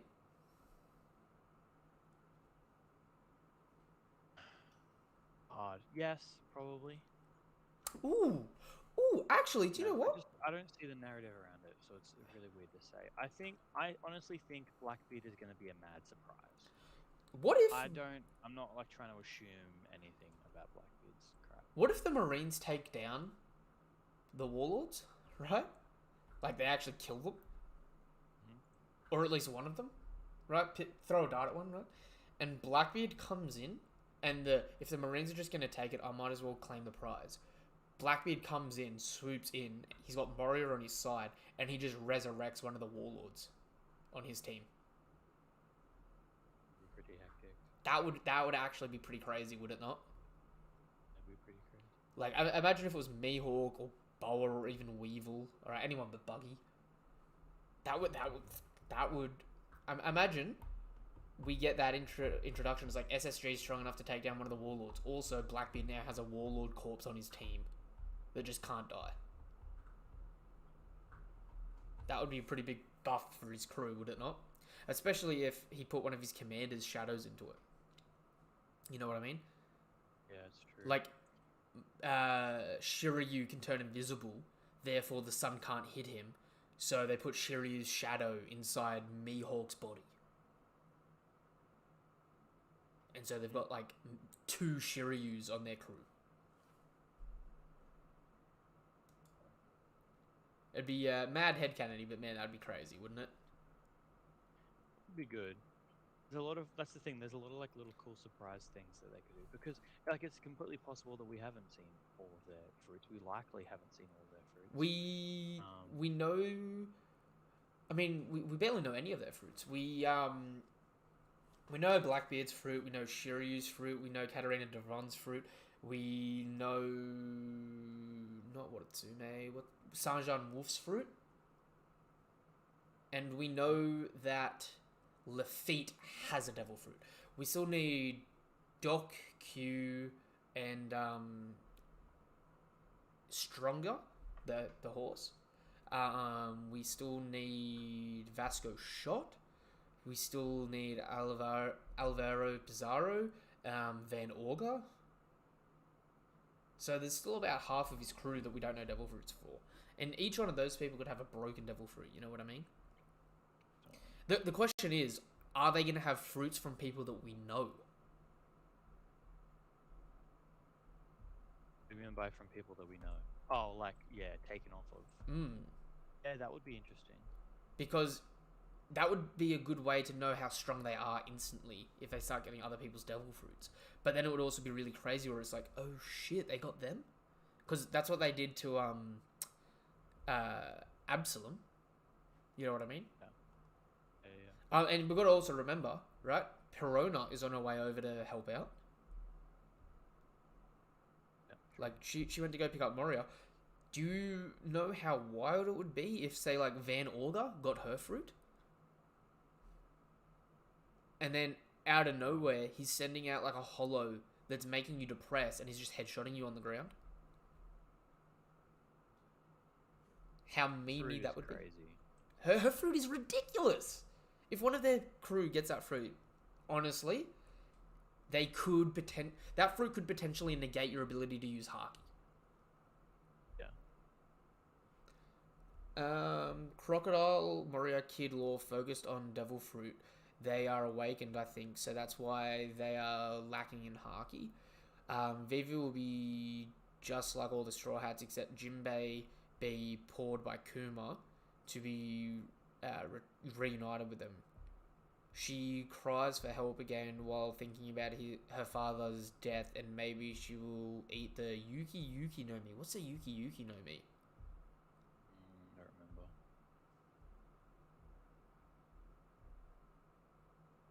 Get XL. Which one's the Yuki no Mi?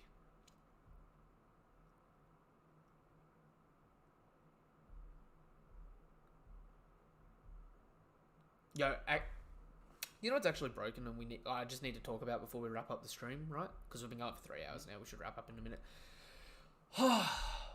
I messaged you about this earlier today. It is ridiculous that the world government has the monopoly on Logias. They've got 4 Logias. Any other organization only has 1 Logia.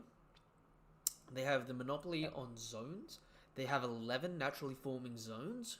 That's more than Kaido's 9 naturally forming zones. And out of their 11 naturally forming zones, 5 of them are confirmed awakened zone users. Right? Then on top of that, we have 9 Paramecias confirmed in the world government's employ. The next crew with the most amount of Paramecias is Big Mum, who's got 14. If you add the allegiance of the 7 warlords there, that means the Big Mum pirates have 16 Paramecias, meaning they've got 2 more. The world government has 2 more Paramecias than Big Mum's crew, meaning they've got more Logies than any crew, they've got more zones than any crew, they've got more Logies than any crew, and there are currently 47 confirmed people in the employ of the world government with Haki. Yeah. That is monopolizing the fuck out of an industry. I mean, the thing is that they have to literally protect The world. the entire world. Yeah. At the same time. But these are just the named people that we know that have got these things confirmed. Yeah. That is ridiculous, is it not? Mm-hmm. Like, they have more naturally forming zones than the Beast Pirates. They have more naturally forming Paramecias than the Big Mum Pirates. Arguably, they've got more they've got more Haki users than the Red Hair Pirates. Doesn't mean they've got the most potent out of any of those categories. But just the fact that they've got the sheer numbers on it is pretty ridiculous. You know what I mean? Not to mention they've got Pacifistas, which, if I'm right, and the Pacifista laser is no different to Frankie, they've essentially got 20, or had at least 20 Pacifistas capable of one-shotting people that were numbers. You know what I mean? Yeah, true. Snowfruit. The Yuki was the Snowfruit. Look, I don't know if the Snowfruit's going to be on the Sunny. It's been a long time since Monet died. Right? Also, can you... Daniel. Also, I don't know if Nami needs it now that she has Zeus. Daniel. Eggs for Brekkie. There's me. Monet tanks a Hawk Gatling to her arm. Do you remember that? I don't. That's a pretty big strength feat for that girl. Yeah, that is true. Like low-key, I saw that panel the other day, and it was like Luffy does a Hawk Gatling, and she gets a little bruised up, but she tanks it and uses it to protect Caesar. And I was like, what the shit? Like, most people in the story are getting low-tiffed by a Hawk Gatling. Yeah, definitely. It's Naomi's the old theory that it's the devil fruit is in one of the tangerines on Nami's tree. We are crowded with Paramecias. Kuma, your final question of the day before we end. Yeah, come on, man. What's your final question? We'll wrap it up here. All right. What are your top 5 weapons in One Piece? All is fair game. Ooh. Top 5 weapons in One Piece. Okay. At number 4, I've got to say it is Enel's Triton. At number 5, Enel's Triton. Cool factor. Yeah, I'm going for cool factor here. Number 5, Enel's Triton. Number 4, Crocodile's Hook. Right? Number 3, Whitebeard's Murakuragiri. Right? Number 2 is probably Shanks' Griffin. I fuck with the Spanish design of Shanks. You know what I mean? And number 1, fucking Luffy sandals. Obviously. Luffy sandals are top 1 in the verse, up there with the supreme grade hook of Crocodile. Alright? I'm on that shit. I'm on that shit. Get XOs. Enma, Pluton, Sunny, Plague Bullets, and Candy Bullets. Oof. Man's coming in strong. The question is, what about Horizon Bullets? Because that's that shit that Van Orger's been shooting. Shooting over the horizon. That's a ridiculous feat, by the way. What's more impressive, shooting over a horizon or shooting the antenna off an ant across an island and keeping the ant alive? I think Yasop could shoot beyond the horizon. Yeah? Climate exchange with Candy Bullets. Luffy sandals exchange for Plague Bullets. Can you see that versus Kaido? Well, that's... Oh! Weapons. Oh my god, why did I not think of this? Wano's poisoned fish. It gave Luffy and Zoro a stomach ache, which means it's a top 5 weapon cleanly. Bad food. Just give them the shits. Did you see what that thing did to Kinemon at the beginning of the arc? I did not. My dude, Kinemon was a ghost with the runs, hiding in Odin Castle, shitting his asshole all over the floor. My dude got turned inside out. Law was making Luffy think that Kinemon was dead, but really he was just dead on the inside with poop. Oh, that's a good list. If Pluton and Sunny not included, Kaido's Kanabu and Roger's Ace. I was honestly thinking about Roger's Ace. That is an interesting one.